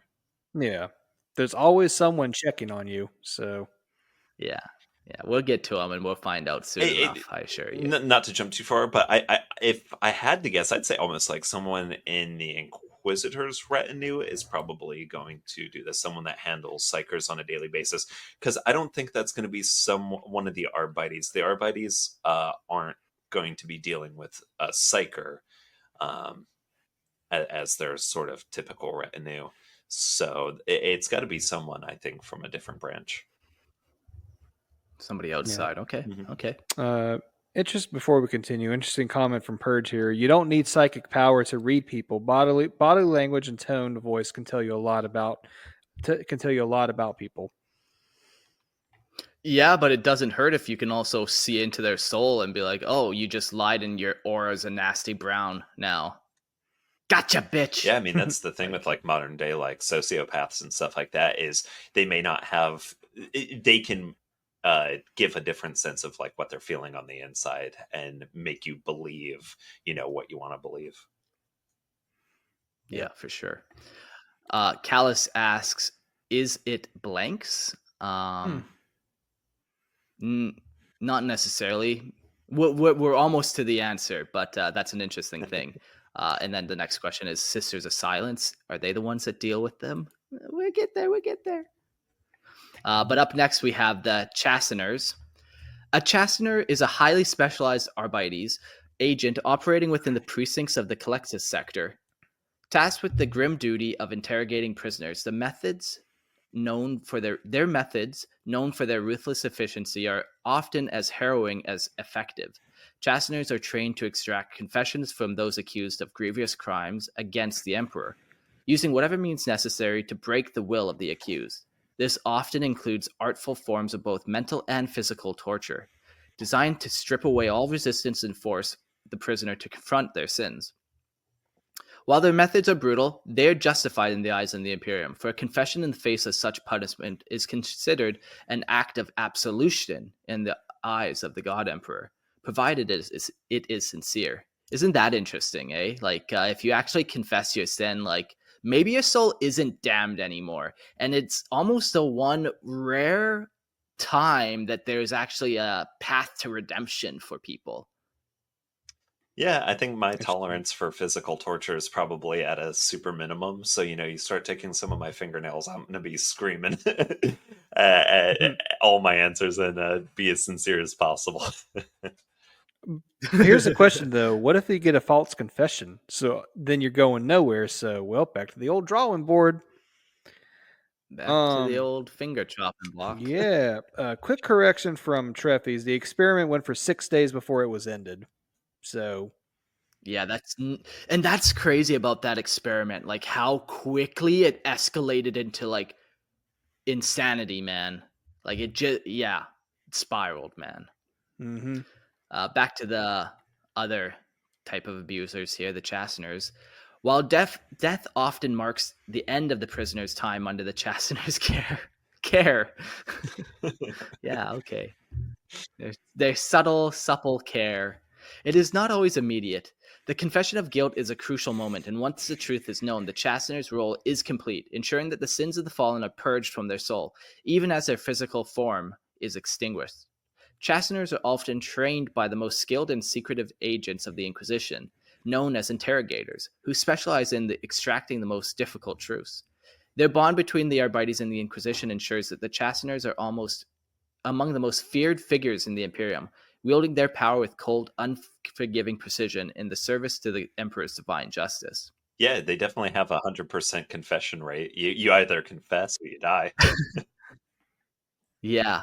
And like, man, it'd be just awful to be under one of these guys' knife or whatever under their gaze. Like there's just so much sci-fi technology to keep you alive. You know, they hook you up to all types of crazy chemicals to keep it. So even if they could amputate you at the head and you could still be alive trying to give confessions, you know, and they do it piece by piece, or just they have the means to keep you alive until you've confessed, and until they want you dead, they will keep you alive. Oh, I mean, if They probably have... do.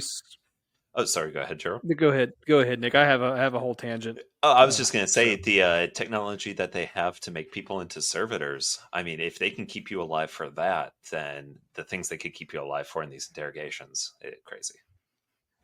Yeah, that no bueno. Yeah, that kind of bleeds into what I was about to say. Was they probably do something similar to like what they did, like a lot of medieval cities did, was like the person doing the torture was also like your premier doctor, because they knew the anatomy enough to where they know what they can hurt without actually killing you. And that was actually going to lead into some of the comments. Physical torture isn't as effective as most people think. Purge said before that the problem with torture is people are more likely to tell you what you want to hear as opposed to giving you valuable intel. And Treffy says they just want the pain to stop. So, you know, I've heard those before too, but like, I think it's still pretty fucking effective. I would imagine it is. Like, it wouldn't take a whole lot to break me. Yeah, like I wonder what that actual like rate is of yeah. You know, they say the illusion to pain is you walk into the room and you have like, you know, a pair of scissors and you're just making the illusion that you're going to cut part of their finger off. You know, that could be more. And you know, you're about to do it and then you get a phone call and then you leave the room like that, and then they're just left like, oh, like, yeah. But also if you cut the guy's finger off, I'm pretty sure they're going to confess too. I would be interested to know that actual rate, the actual difference, as opposed to just the same. And I'm sure they have a whole retinue of different hallucinogenic drugs and stuff they can use at their disposal and break you mentally. I mean, you could be trapped in like your own worst nightmare in your mind for centuries, and then you snap out of it. It's been 5 minutes, and you're just spilling your guts out, not even knowing what you've been saying.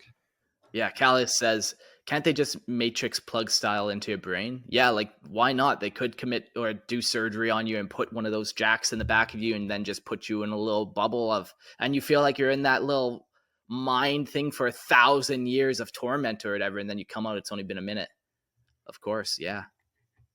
Yeah, this sounds like a Black Mirror episode, basically. So yeah. Ursat says, I guess in the end of the day, it's still not as bad as what the Dark Eldar do. Yeah, because what's with the Dark Eldar is if you die, they can actually bring you back to life and do it again and again. Yeah. So they can really go ham. See, the arbitrators just want the chasteners just want your confession. The Dark Eldar just want you to suffer. So yeah, fuck. Choose your battles, my friends. I just won't break any more laws, I think. I'm gonna try being an honest citizen for once. I pay my taxes. Purge says, makes me wonder if part of the training is going through torture. That part of a lot of military. Yeah, like definitely during the Skull of Progenia, there's no way they're not like, if the Skull of Progenia is on a frost world, there's no way part of that is not just making you stand out in the cold until you're about to get frostbite. And fuck, even if you do get frostbite, they'll give you a bionic toe and make it work. Like, there's no way they're not being tortured. They're willing to shoot their best friend in the head for their training, so they'll do anything there. And I think too, like a lot of us like to forget, like this is the 41st millennium. They're like, yeah, they threaten like removing fingernails, removing, amputating arms and whatnot. They do have the technology to, give you that stuff back, Yeah. just in case. But is that actually going to happen though? But Yeah. yeah, this is okay. I'm not feeling too good right now, so let's talk about something else. Oh, this is worse. Chaplains. The chaplains of the Adeptus Arbites serve as spiritual overseers of the Arbites, ensuring that their unwavering commitment to the Emperor is not only physical, but also deeply rooted in faith. As members of both the ecclesiarchy and the Arbites, these chaplains hold a unique position within the Imperium, bridging the sacred and judicial. Bridging the sacred and the. I swear I'm sober. Bridging the sacred and judicial in their solemn duties. They are tasked with guiding the Arbites in their mission of justice, offering spiritual counsel, and ensuring that their actions remain in service to the Emperor's will. The chaplains are revered for their deep understanding of the Imperial Creed, and their words carry weight both in times of victory and in moments of doubt. A number of chaplains are always present in the installations and precincts of the Adeptus Arbites, serving as pillars of faith and morale. Their influence is felt in every corner of the Arbites operation, from the training of new recruits to the leadership of high-ranking officers. They perform the sacred rites of the Imperial cult, ensuring that the Arbites remain not just enforcers of law, but the servants of the Emperor. In the darkest corners of the Imperium, where the light of the Emperor's truth may flicker, the chaplains stand as beacons of unwavering faith, reminding all of the divine purpose behind their unyielding pursuit of justice. Yeah, so I would imagine just like how Space Marines have chaplains and one of their role, yeah, it's that spiritual aspect. Going back to the Psychers, I would imagine these guys are watching out for the Psychers to make sure that their soul has not been corrupted yet. They're leading the precinct in prayer, and every time they say the Emperor's name, they're looking at that Psycher to see if he twitches. Yeah, it definitely reminds me of it's almost in the same ballpark as the Astartes chaplains, that are making sure your soul's not going to be corrupt. These guys are just the Arbites version of that. Yeah. Do they wear a skull helmet to spook you out? I mean, that'd be badass. I certainly hope so. Yeah, yeah. All right. Next up, we've got the Cyber Mastiff handlers. So yeah, this is getting into some of the animal handlers that we were talking about earlier. Cyber Mastiffs are the elite tracker animals of the Adeptus Arbites. Functioning as their sniffer dogs in the pursuit of justice, these cybernetic creatures form specialized squads, each consisting of a cyber mastiff paired with its handler. Though the exact number of pairs in a squad can vary depending on the mission and the need for precision. These cybernetic animals are invaluable for their keen senses and relentless drive, able to detect hidden threats even in the most hostile environments. Whether tracking fugitives through dense city streets or sweeping for a hidden enemy in the wake of an Arbites advance, cybermastiffs are always on alert. Their enhanced senses and mechanical precision make them a formidable force in their own right. Cybermastiffs are controlled through verbal commands from their handler, with each animal keyed to recognizing its owner's unique voice and scent, ensuring that no animal can give them or no enemy can give them false orders. While some are entirely mechanical creations, the majority of cybermastiffs are biological dogs that have been enhanced with cybernetic implants by the Adeptus Mechanicus, allowing them to combine organic instincts with the precision and durability of machinery. Despite this reliance on the handlers for direction, cybermastiffs are fully capable of defending themselves and their partners in the heat of battle. In combat, they are much of a part of the Arbites' enforcement apparatus as any weapon, fierce and loyal to the Emperor's cause. So I do wonder why they decided that, let's just make a cyborg dog, instead of being able to, like, maybe they have like a servitor skull or something that has extra sensors on it to be able to follow. That they went this route instead. I would imagine that it's more just like It's more just like a tabletop thing in a limited model range. Like they can't create all the creations. For example, for our Gangs vs. Arbites, I created one of these guys, and instead of having cyber mastiffs, he has cyber hawks, and he has just swarms of birds that are also robotic and stuff that act as his eyes and maybe ears, I suppose. I don't know how well birds hear. I guess pretty good, but mostly the eyes he uses them for. Um, Yeah, I mean, a hawk. I would imagine there's all types of animals. Yeah, for sure. Or just imagine someone like a cyber gopher. Like, sure, why not? Whatever. Maybe that's all that this planet has available in the form of like life. It wildlife, you know. Sure. But they're gonna make use of it. And then it's just like in a hive, it's able to run through all the pipes and stuff, or burrow through metal and stuff.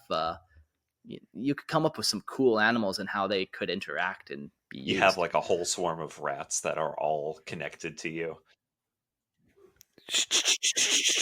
Don't talk about Skaven. Don't talk about the Skaven. Cool. Ursat's wonders what treats they get after being a good cybernetic doggo. Well, they get the raw meat of the people that they catch. You know, just take a chunk out of that leg, and that's their dog bone now. But don't eat too much because we need to save the rest for corpse starch.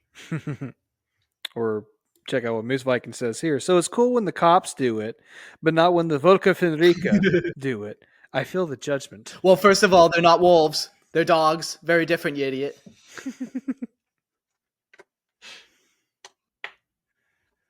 I knew birds weren't real. Yeah, in my lore, they aren't real. They're watching. I got cyber pigeons. There was a funny theory going around during COVID times that the whole reason we had lockdown was because they were going around changing all the batteries in the birds. Oh, man. What a world Wow. that would be to actually believe stuff like that. Would that almost be fun to live in such a delusional state? So I wouldn't call it was an acquaintance, but I definitely have come into contact. And this is someone, I'm not, no names or anything, but this is someone that did the whole storm the Capitol and stuff because he believes so much that these conspiracy theories are real, like Adam Jones level of stuff that it's his bread and butter. He is so Excuse sold. you, it's Alex Jones. Alex Jones, yeah, sorry. Shows you how much I listen to it. Yeah. But yeah, he's definitely the type of person that, believes that, the government's holding UFOs in the basement somewhere, like beyond a shadow of a doubt. Yo, man, well, they just came out like last week. They had a whole panel Yeah, saying that, the U.S. government. But, also, like, they say all types of shit. They say all types of shit, so I don't believe a single thing they've told me ever. It's a good rule of thumb. Careful, Mark, the Arbites are going to come for you. Find me in Panama. Good luck. Hold I got citizen. cyber octopuses guarding my property. And Cyberhawks. And cyberhawks. I'm flashing back to Elden Ring. If anyone's ever played it, the Warhawks and their talons. For anyone that hasn't played it, basically they are like war falcons that are about the size of your torso, and they have, instead of talons, they have giant scythe blades grafted to their legs. So have fun with that. Neat. Very neat.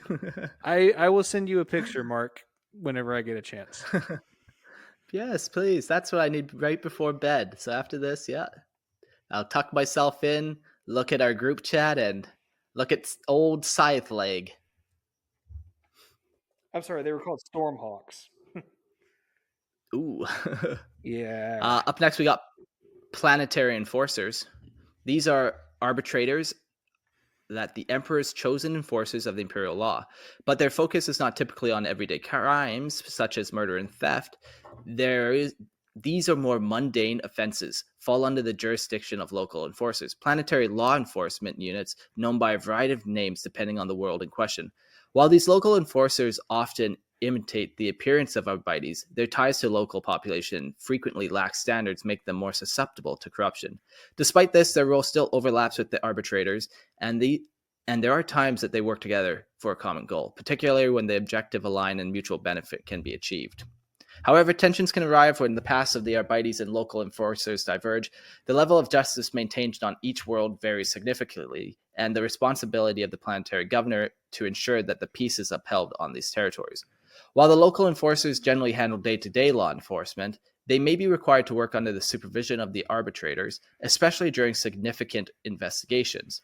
Sometimes, the lines between those two forces become blurred altogether when the influential figures such as the ecclesiarchy leaders, inquisitors, or even rogue traders exert their influence. They may pull the strings of blurring or erasing the distinction between enforcers and arbitrators, particularly when skilled individuals are needed for special tasks. So yeah, these are your basic kind of street cops, your beat cops, as opposed to kind of the higher level stuff. Awesome. And how do you pronounce this word? Mortiurge? Mortiurge? See, yes. Okay, that's what we're going with. So a Mortiurge is an arbitrator who steps away from the typical role of a law enforcer and embraces that of a sanctioned killer. Okay.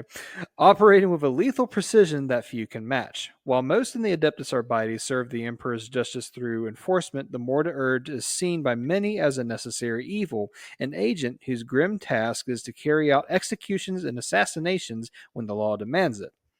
Though feared for their cold-hearted approach, these specialists stand apart from the Arbites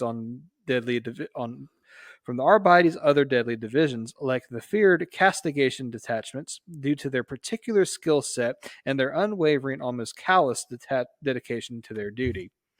A Mortiurge works alone, often called to operate as both a sniper from afar or a close-quarter gunfighter in the thick of battle. Unlike the rest of the arbitrators, they are isolated, set apart by their darker purpose and the blood they shed in the name of imperial justice. Their role is to carry out executions and eliminate those deemed too dangerous to capture or too tainted by heresy. While they are officially recognized as judicial assassins, their presence is often uncomfortable for their fellow arbitrators. Mortiurges quickly learn to keep their distance from others, knowing that the day may come when they are ordered to execute even a friend or ally if the Emperor's justice calls for it. That kind of begs a question. Obviously, these guys come from the Schola Progenium, just like the Assassinorum, so what would differentiate calling on one of these guys versus someone from the Assassinorum? Like the Assassinorum, they have different types of assassin. You know, they don't just have the sniper one. So depending on the target, these guys might not be the move. Like if you have a rogue psyker, these guys aren't the move. You want the blank kind of guy. Or, if you need to really infiltrate, maybe you need the polymorph type of assassin. So these guys are like, there's a clear target. We can get to them. All we need is line of sight. Yeah, I definitely want to call these guys like an assassin. They're more like a government-sanctioned hitman. Yeah.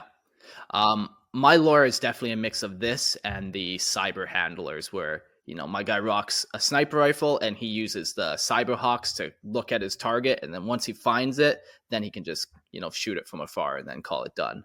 I mean, it almost sounds like, don't worry, honey. We have the Assassinorum at home. The Assassinorum at home. Yeah, no, exactly. But yeah, like not everyone that needs to be assassinated, you need to send an eviscerator assassin after, sometimes this is good enough. Okay. Just a local gang leader. You don't need to send in this huge hefty resource that then you also have to try to maintain and control afterwards and all that kind of stuff. Whereas Purge says here, Scout Sniper versus CIA.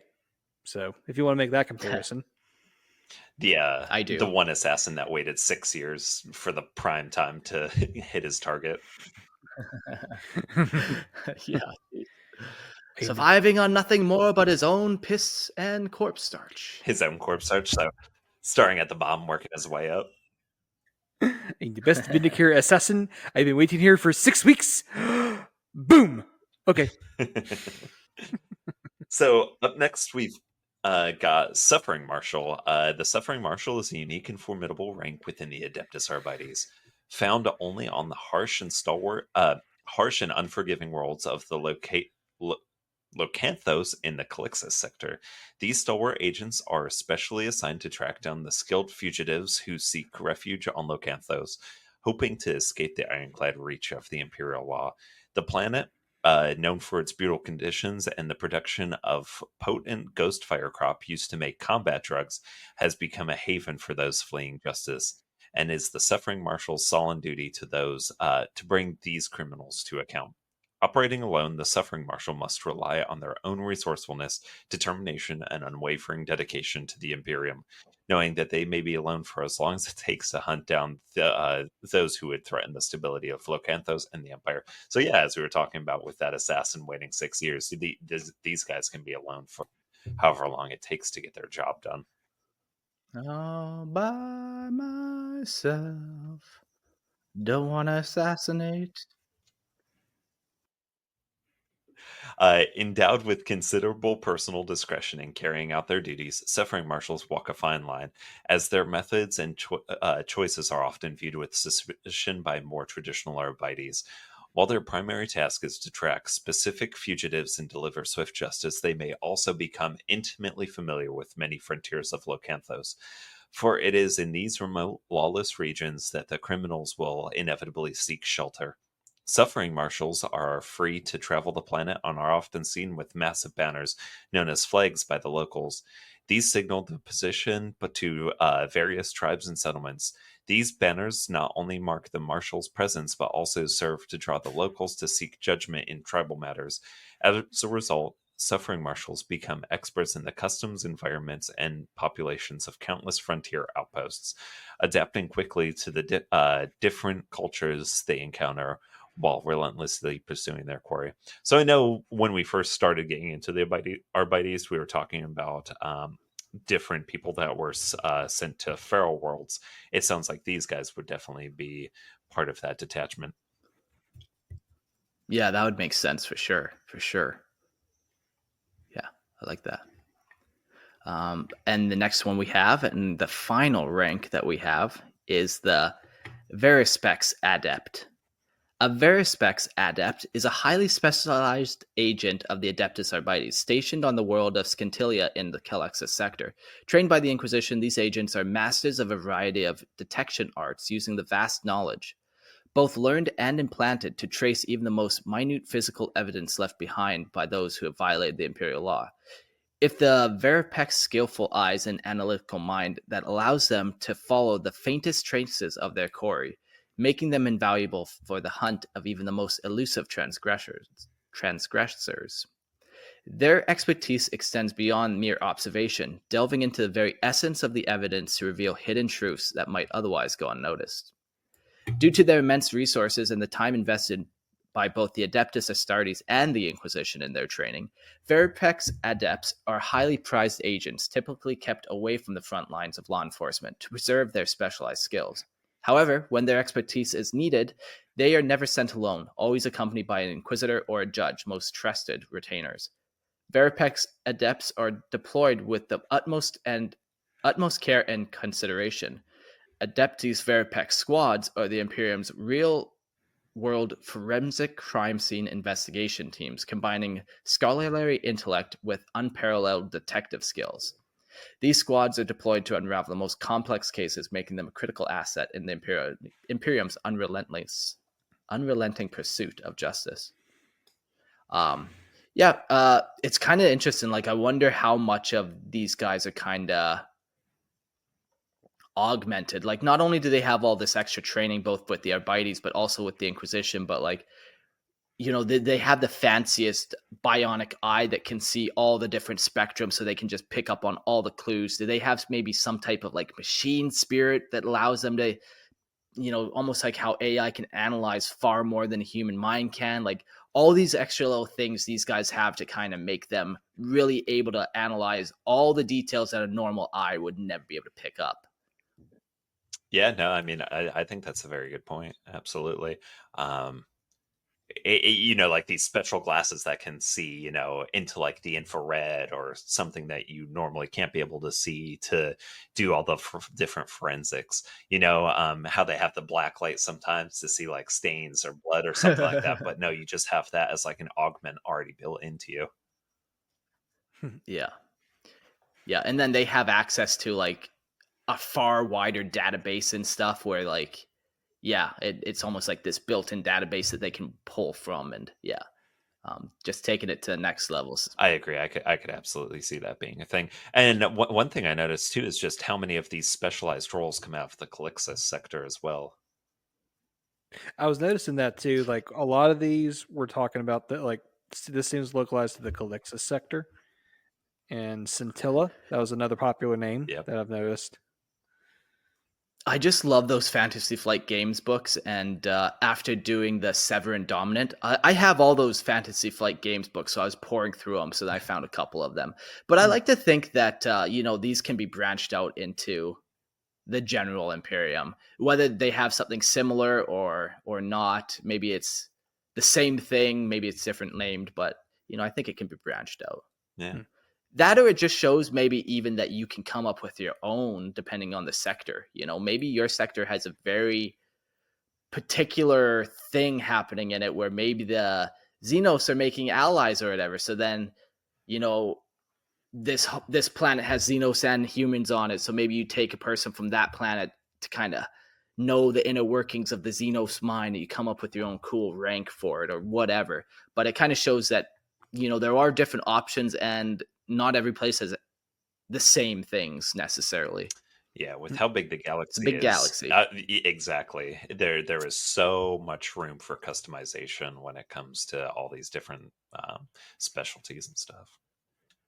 I find it kind of funny how you have this much freedom for customizing and homebrewing, but for some reason it's like there's a good number that want to like deliberately try and break the rules, if that makes sense. I'm not going to name any specific issues that have arisen, but you all know what I'm talking about. Yeah.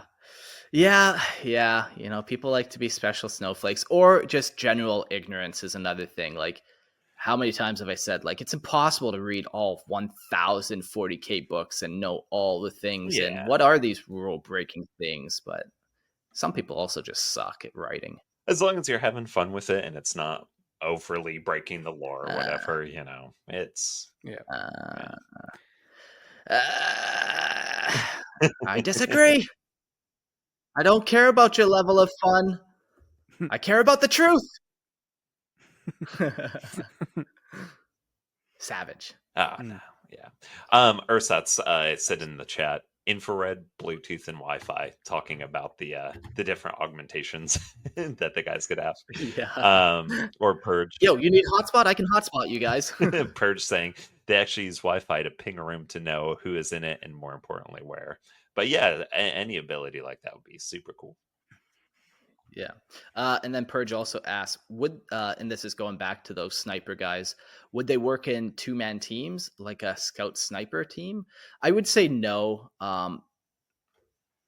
My mind of why modern day snipers or whatever are 2 people. You have the actual like gunner, and then you have the guy who's doing the math behind it, the guy who's measuring the distance, measuring the wind and all that. But in 40K, man, these rifles probably do a lot of that themselves, or you have a bionic eye that allows you to do that, or you have some type of technological input where you don't need that second person to manage. Just look at the Vindicare assassin. So. Yeah, exactly. I mean, in modern day sniper teams, the more experienced guy is actually the spotter, because he's giving all the data to the actual guy pulling the trigger. He's just adjusting the scope and squeezing a trigger. Interesting. Yeah. The more you know. Well, let's get into some of their Wargear, shall we? The Adeptus Arbites are the embodiment of Imperial law made flesh, an unyielding force that stands as the Emperor's hand in the mortal realm. Their closest real-world counterpart, disregarding their unparalleled authority to act as judge, jury, and executioner, is a SWAT team or the elite national paramilitary forces like the Spanish GEO or French GIGN. Had you guys ever heard of these? This is the first time I had ever read of the Spanish GEO, the French Special Forces.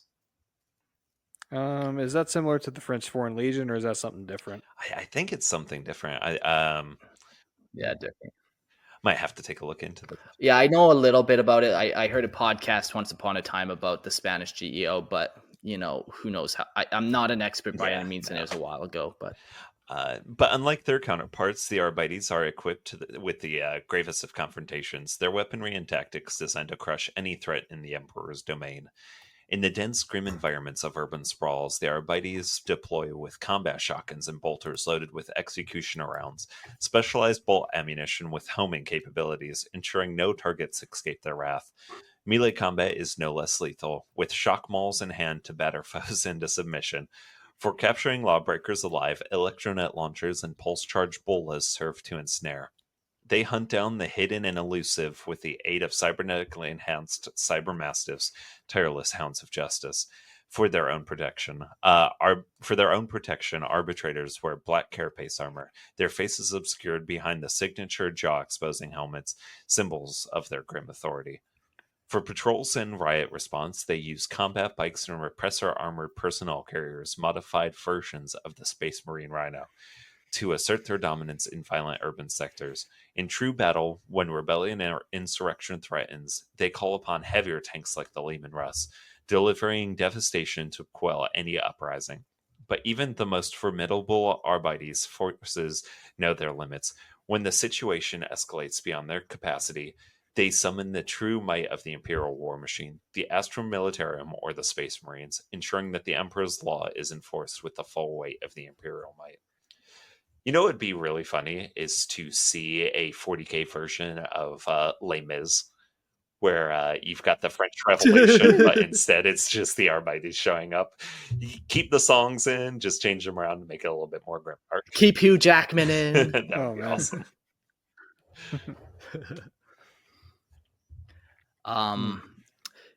Going back to their exposed helmets with the jaw, and this is like very Judge Dredd, like 100% ripoff. Is that kind of the concept? Is just like so you could see the mouth move because like their word is law? Is that kind of the? I don't know. I've never really watched too much Dredd stuff, but I actually did look something up. I can either bring this up now or wait till like near the end of the episode because this actually deals with like Games Workshop and Judge Dredd. So you just let me know. let's save it for the end. I think Okay. we'll save it for if Okay. you even want to scroll down yourself to the bottom and put in Tales of the Warp segment. Dun, dun, dun, Okay. dun, dun, dun, dun. The reason they don't add the jaw in is if they have Sylvester Stallone playing on Arbites, they want to be able to see his little mouth snarl thing. Yeah. I am the law. Very nice. So their preferred melee weapon is shock mauls.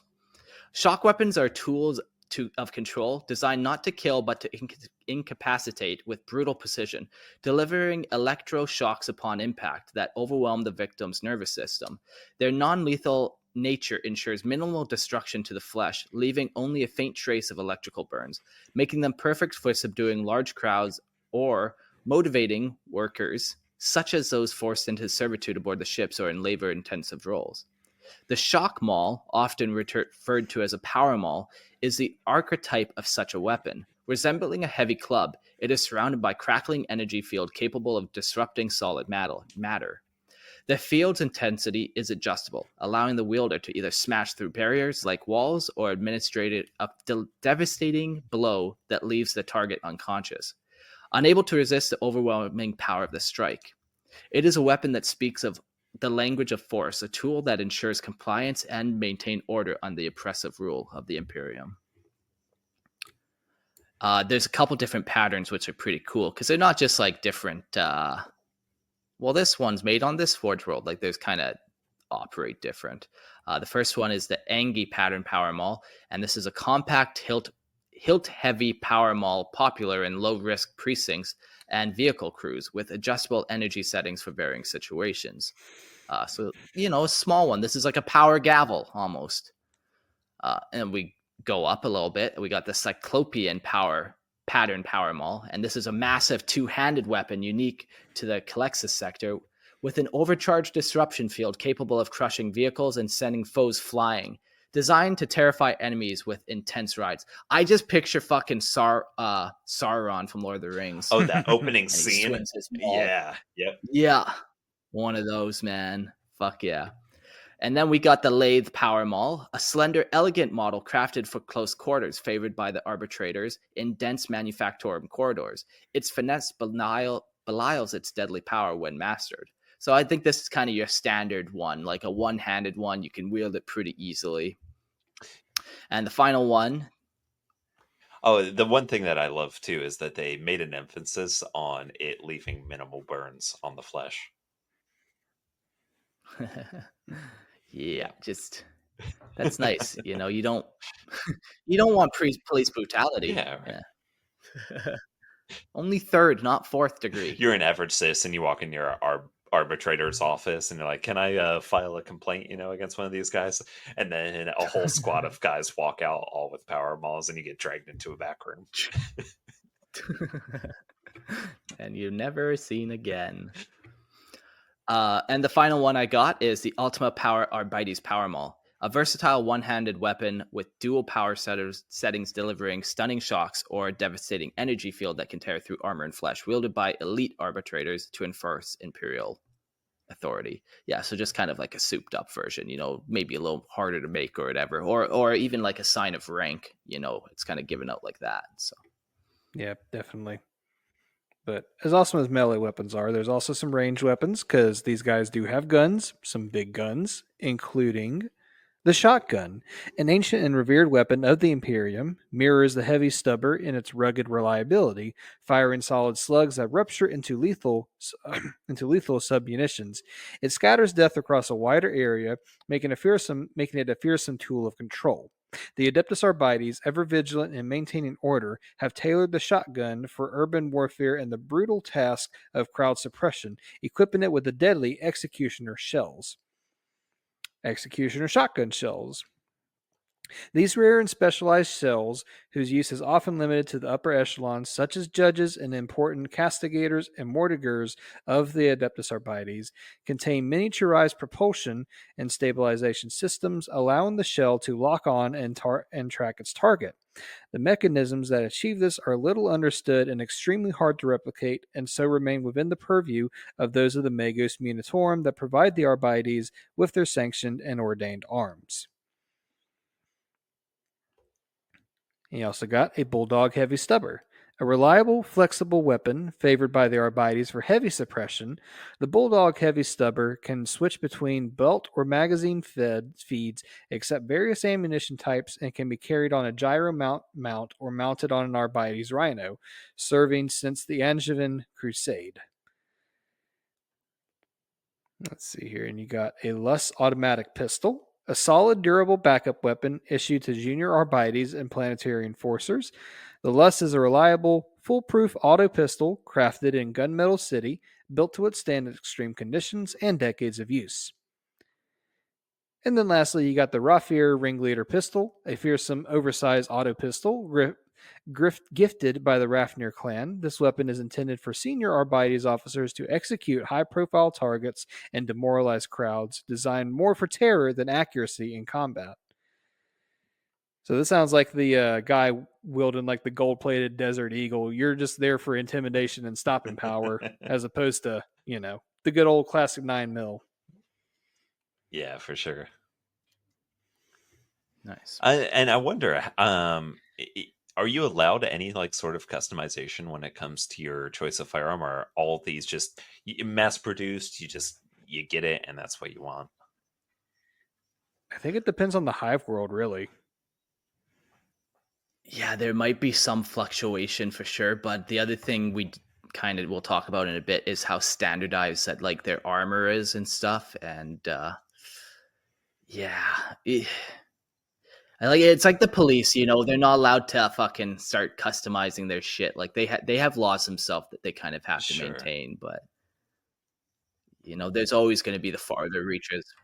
And then here you go. I think it also depends on a mechanicus present too, because sometimes they don't care, and sometimes doing something as simple as adjusting your goggles so you can see better is a mount of tech heresy. So it's a mixed bag.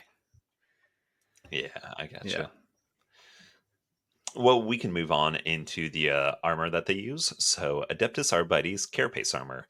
Crafted from dense plasteel plates and a synthetic polyplastic fiber weave, the carapace armor of the Adeptus Arbites is a symbol of law and terror.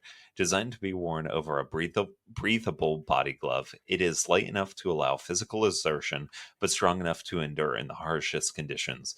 The armor features mag strips for easy attachment of weapons and equipment, while the helmet is equipped with a fox torch, polarizing lenses to counter flash grenades, and a rebreather for extreme environments. Please tell me, where can I find a breathable body glove? That'll be my new sort of like fashion thing. I'll start wearing that on on the live streams. Made of the finest Calexis sector cotton. It can breathe like nobody's business, but durable as ply steel. Yeah, get me some silk, Screw that con. Arbites riot armor. In the face of violent uprisings or large mobs, Arbites add protective cushion pads to their standard carapace armor. These brightly colored panels offer impact protection and signal the inevitable route to rioters. Simple yet effective, the riot armor provides additional defense during crowd control, but its added bulk can be a hindrance in more mobile engagements. Judge armor. Judges, masters of the Imperial law, wear the finest carapace armor available, often with artistic flourishes to reflect their high stations. While offering similar protection to the standard Arbites carapace armor, Judge armor is augmented with dramatic robes, elaborate headdresses, and theatrical elements meant to instill awe and fear in those they judge. The design varies from world to world, each reflecting the judge's authority and power over their domain. Yeah, so this is where you get a little bit more of that customization but like we're high up on the rank. Like a judge is the highest rank on the planet. So then they might get that fancy custom armor that's one of a kind and uniquely made for him. But I think and that could be said then for his weapons as well. But I think the standard run of the mill people, they're not doing that much customization. Yeah. You got to have some type of uniformity. Definitely makes a lot of sense. And then another variation on the judge's armor is the hydrofur pattern. The hydrofur pattern judge's armor is a refined version of the standard carapace armor designed to inspire terror. Matte black and red, the armor features a golden eagle atop the helm, an integrated encrypted microbead, a high-quality photo visor for dark sight, and a vox amplifier to project the judge's voices with deafening authority. The helmet is powered by a small charge pack, ensuring the judge's presence is felt across the battlefield. I mean, if I was a judge, that is the type of armor I'd want to wear. Absolutely. Yeah, remember that role? We had the two cousin roles or whatever. We had the judge and then the proctor. Yes. I think like the proctors would wear this kind of armor where it's more like battle ready, more imposing. Where the judge, like it's more regal almost, like they're in the courtroom. So. Right. Yeah. It's like the modern day police, how they have their dress blues and then, what they would wear on the streets, like the armor and stuff like that. This definitely gives that kind of feel to it. Yeah. Cool. Verispect armor. The Verispect's adepts, the Inquisition's skilled investigators, were lighter, more comfortable versions of the Arbites carapace armor. While not suited for frontline combat, their armor is equipped with specialized tools, including an Auspex, Chrono, Combat Tool, and Data Slate, designed to aid in the meticulous crime investigations. This lighter armor reflects their unique role, balancing mobility with protection as they work alongside Arbites to uncover the truth. Cool. Yeah. Somebody asked, are there models of these? I'm just pulling it up on my screen right now. Yes, there are definitely models. Yeah, there's these kill teams. There's really old models too. Like you can see some of these guys here. They're very old and super janky. And you can then even see on the top left, you got like a guy that has the, I forget what we said that armor was. Not the Verispex, but the Hydrofur. Yeah, exactly. But yeah, there's all types of minis for them. And then you even have the Palatine Enforcers, which is a Necromunda specific planetary kind of law enforcement. So there's quite a few different versions, but yeah, they're pretty wild, pretty rowdy. I'm not sure. Oh, granted, I know the Codex just recently came out, like the Imperial agents, but from what I'm seeing and from what I'm gathering with what we're talking about this evening, this seems It seems at least the Arbites portion of the Imperial agents is more suited for, say, a kill team, which is actually they have model range for, or for Necromunda, but it doesn't seem to quite fit with like the whole massive planetary planet-wide army that you get with an average 40k game, especially like a 2,000 point game. But Yeah. that's just my 2 cents. They yeah, like they do even have access to vehicles. Like rhinos are pretty common, which are a space marine tank, but it's still just like a APC, not so much like a battle tank. Right. Yeah.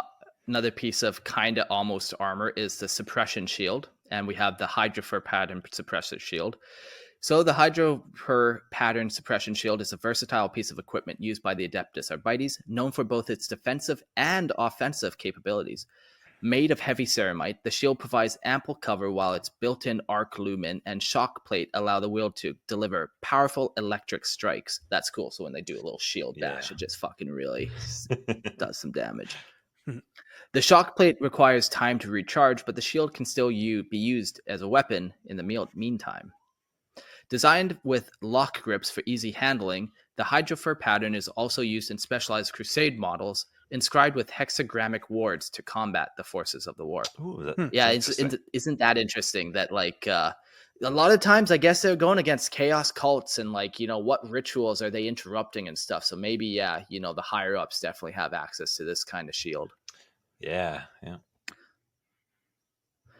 The other shield that's very common is this Sinford pattern lock shield.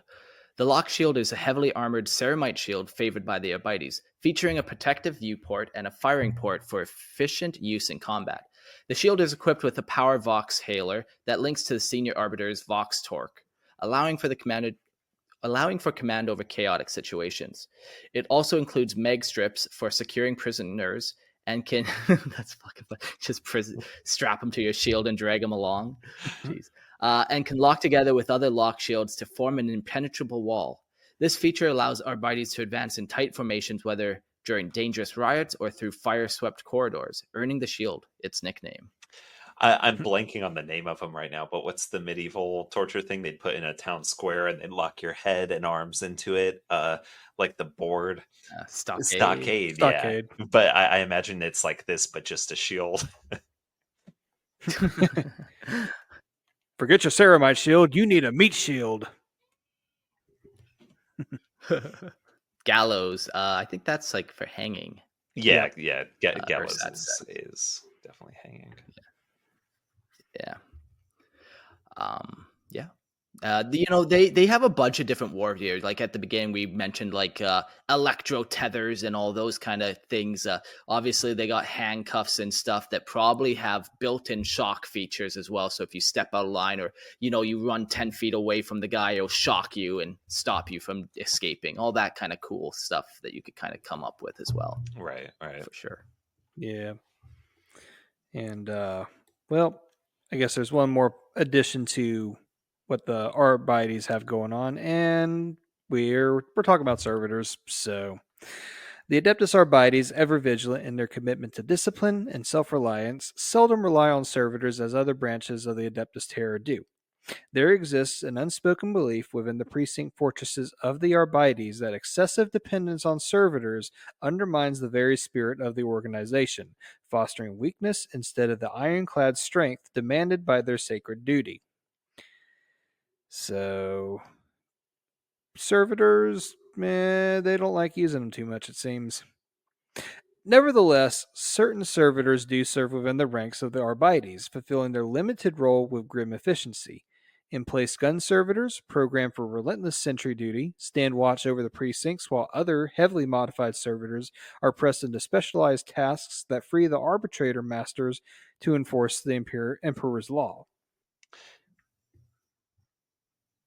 That makes me wonder too. I know last episode we were talking about like the towers of judgment, the spires in the hive cities that the Arbites would work off. These precinct fortresses, they'd have like motion tracking gun emplacements built into them. I wonder if these are all servitor gun emplacements. Could be. Yeah. Yep. Maybe finish reading this. I got a little thought, but we'll get to it. In addition to these mechanical thralls, the Arbites command fierce cyber constructs, cyber mastiffs, brutal beasts forged by the Adeptus Mechanicus to combine the relentless instincts of animals with the cold efficiency of machine. Both canines and avians are used for this purpose, so yes, burbs do exist. Burbs are real. Burbs are real. Crafted in the shadowy depths of facilities like Hive Sabrique, where the vast majority of such constructs are produced for the Arbites of Calixis. These creations are tools of war and justice, an extension of the Arbites' iron will, and a testament to the brutal power they wield in the name of the Emperor. Yeah. Purge says, I think servitors are generally disliked by the Imperium factions and only used out of need. I like to think, and this is definitely not canon, this is me just having a hopeful, optimistic approach to the galaxy of the Grimdark for once. I like to think that they don't like using servitors for law enforcement because you don't want machines in that position of power. Like, we talk all the time about, like, well, we don't talk all the time, but it's talked about how you don't want robotic police enforcement, because at least with a policeman, you can try to negotiate. Like, a robot's going to follow the rule of the law. You jaywalked, you're dead type thing, where a police officer is like, well, the reason I had to jaywalk is because I was running away from that bad guy over there who was chasing me. Like, I wasn't trying to break the law. There's some type of negotiation. So I like to think that that's kind of why they really don't use servitors. They want that personal touch to really make sure that the guilty is found guilty, and also that, like, yeah, that you could even potentially offer them that path to redemption through confession and stuff, and you just don't get that same thing through servitors. Yeah, I absolutely agree. I see servitors as more like being used for menial duties rather than like any sort of actual job. Like, you're on a starship and this one bolt keeps coming loose. You're going to send a servitor with like a wrench hand to go and fix that up. Or instead of having to use AI to man gun emplacements, you're going to have the servitor doing that, doing like this motion tracking instead of anything that takes more complex thought, like doing law enforcement. Yeah. I mean, think about it like RoboCop. Like his whole shtick is like, and is it better to have more of the human element in something like that, or the robotic, always by the book element? Yeah, right. Yeah, like the law, it's law, it's made to be broken, I guess. Like, there has to be some flexibility in it, because otherwise you wouldn't have judges judging things. It would just be black and white. Right. Yeah. There's room for some wiggle room. So that's all the notes that we have. We have a quick little Tales of the Warp segment, and like, we mentioned Judge Dredd a bunch. Like, this is clearly a knockoff of Judge Dredd. So, Gerald, what were your thoughts on that? So I asked this question before because I heard it from some other lore podcasts before the revival. Don't at me. Don't servitorize me. Hey, you're a part of Lorehammer now. You just slighted yourself. Oh no. Anyways, basically it was a legal thing. There actually was a legal thing with Judge Dredd and Games Workshop, and so I looked into it real quick while y'all were reading some of the notes. And Ursats actually did point this out earlier in the chat. But basically, Games Workshop actually did publish a role-playing game of Judge Dredd from like back in the late 80s, from like 85 and 89. But then let me find the page here.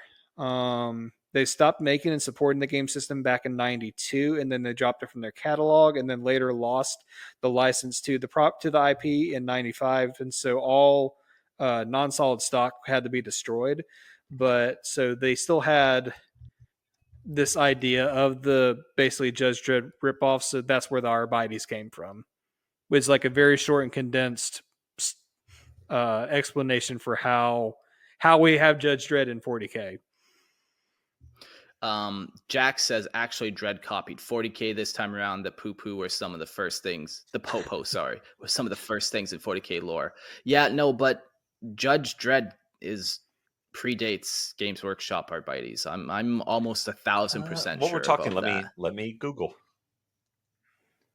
because I want to do a little bit of fact checking on that. Okay. Well, while you Google, I'll kind of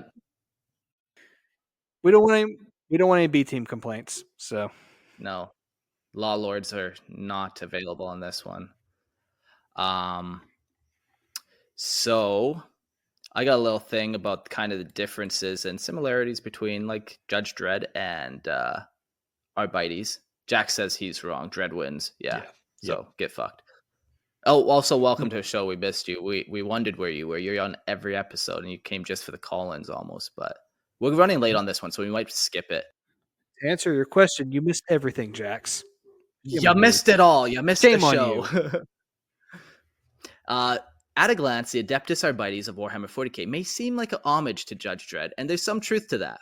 Both embody the archetype of dystopian law enforcement, uncompromising, heavy-handed, and utterly devoted to upholding the oppressive legal system. The visual parallels, especially the helmeted enforcers, with the grim expressions and a penchant for being a judge, jury, and executioner are hard to miss. However, the Arbites have a much darker, more expansive role rooted in a unique grimdark setting of the Imperial man. In Judge Dredd's world, the judges enforce the law in a single city-state teetering on the edge of collapse. The Arbites, by contrast, are tasked with maintaining of the Emperor's will across the entire galaxy. They don't uphold local laws or protect individuals. They enforce the Lex Imperialis, a sprawling, draconian set of statutes designed to keep the Imperium's countless worlds in line. Their jurisdiction is over the imperial bureaucracy, planetary governors, and tithes, not the common citizenry. This makes them more of a galactic watchdog and an executioner of imperial authority, more than mere law enforcement of civil law. Thematically, the Arbites are less concerned with the morality and fairness and are entirely focused on preserving the Imperium's rigid and decaying structure. In this, they reflect the Imperium itself, unfeeling, oppressive, and doomed to eventually stagnation. While Judge Dredd may be satirical commentary on authoritarianism, the Arbites are a tool of it, a bleak representation of what happens when the system prioritizes survival above all else. So while the Arbites share visual and thematic similarities with Judge Dredd, they are firmly entrenched in a larger nightmare 40k universe, a tool of the decaying empire where justice is cold, pitiless machine. Yeah, so it's kind of like the difference is like Judge Dredd wants to do right. There is a moral compass to him. He's enforcing like you hurt the civilians and now we got to take care of you. Where the Arbites, they are a strong arm. They don't care about the will of the people. They don't care about who you hurt. They're just maintaining the power structure at B. It's similar, but it's different in how they kind of operate, you know? I like how I find it funny how they say Judge Dredd is a satire while the Arbites is a tool of the Imperium. But the thing is, 40k also started as satire too, of extreme religious fanaticism, authoritarianism, fascism, blah blah blah blah, all the fancy buzzwords. Like this whole thing was all supposed to be a satire too before like they started really taking the lore seriously. Yeah. Yeah, like it was pretty satirical for like 15 years before they kind of like, okay, let's put a little more depth into it. Yeah. But You're right. Jax has failed the Emperor. He says he was wrong about 40k lore. Obviously, I must turn into Sister Repentia. Why them?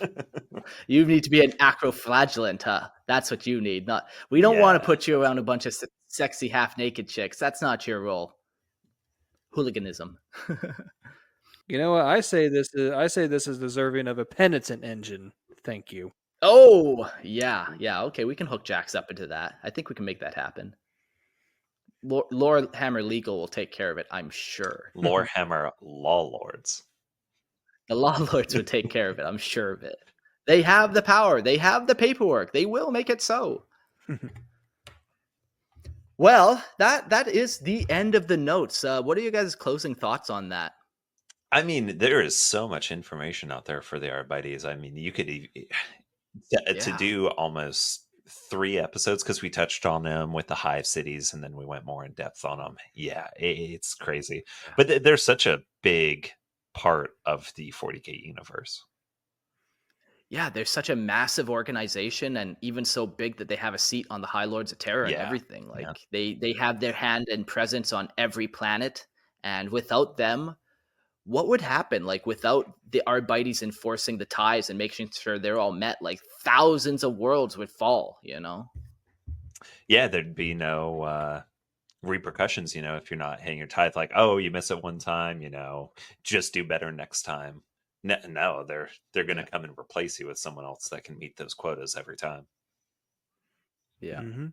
Um, Purge's closing thoughts are: unfortunately, people don't know that the price of freedom and a lot of the grim things that are being discussed as a fantasy isn't far from reality.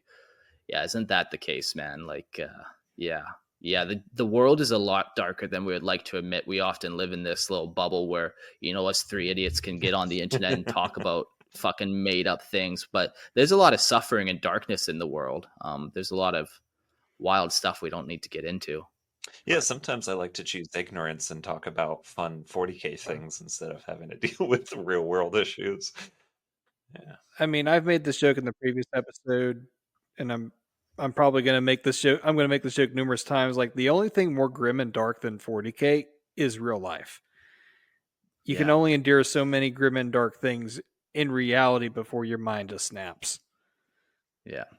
That's always what I've liked about the grimdark of 40K is, humans were savage creatures, man. We're savage animals, and we all have dark thoughts, and you got to counter them, and you don't want to live out those dark thoughts in real life. But 40K allows you to kind of analyze these darker tones or these darker aspects of humanity, and without actually having to confront reality. If we were talking about how oppressive China can be or North Korea can be, it can get pretty bleak knowing that we're talking about real people's lives.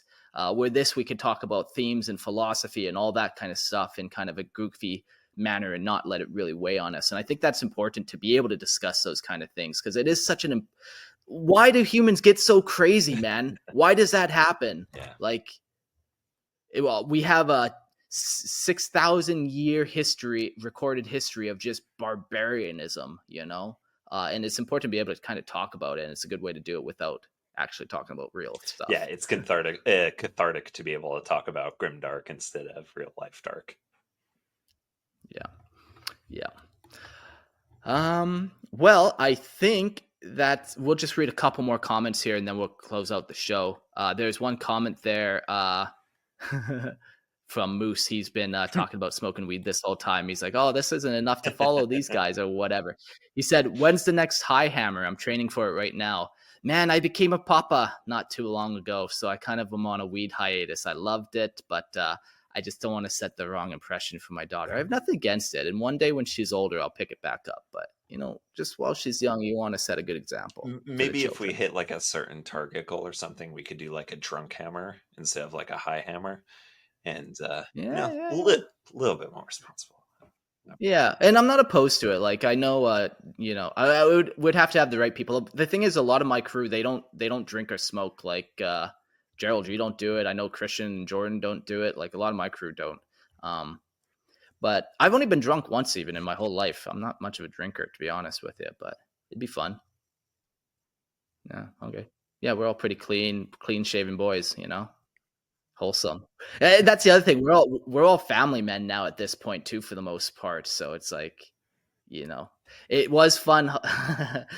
Well, Gerald, you're a tech priest. I don't know if you still have working functional parts down there too. No comment. How far up your body did they grind, Gerald? How far up? No comment.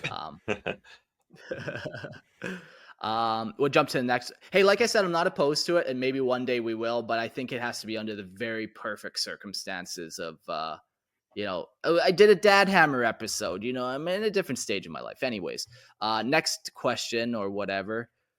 Could the Arbites group bust up a drug cartel being managed by Alpha Legion contacts over high quality stims, etc.? I don't think they would care to, unless it's really like messing up the flow of the Imperium. I don't think they'd care. Like, they're not going to tangle themselves with Alpha Legion. That's not their goal. Now, if this cult is really disturbing the population and the planet, yeah, they'll get involved. But I think they would call upon the Inquisition at that time as soon as they're like, "Holy fuck, there's Astartes behind all this. We gotta call in some bigger guns here." Yeah. Yeah. Drunk hammer, I'm all for that. Had to quit smoking for my job. Yeah. I actually preferred smoking than drinking. I don't get wild when I get high, but drinking you get a little wild. I spend all my extra cash on gray plastic models anyway. Who can afford any of That's that the thing. stuff? We got the plastic crack. Let's grind up that, snort that up, and see where that takes us. Cool. Horrible lore episode. That'd be a bleak one. Just 3 hours of us talking about the shittiest, horrible things in 40K. Bloodhammer, fight to the death, and every 5 minutes stop to talk about the lore for 10 minutes. Okay, that's almost like the gladiatorial pit that Christian wanted to do with pumas and shit.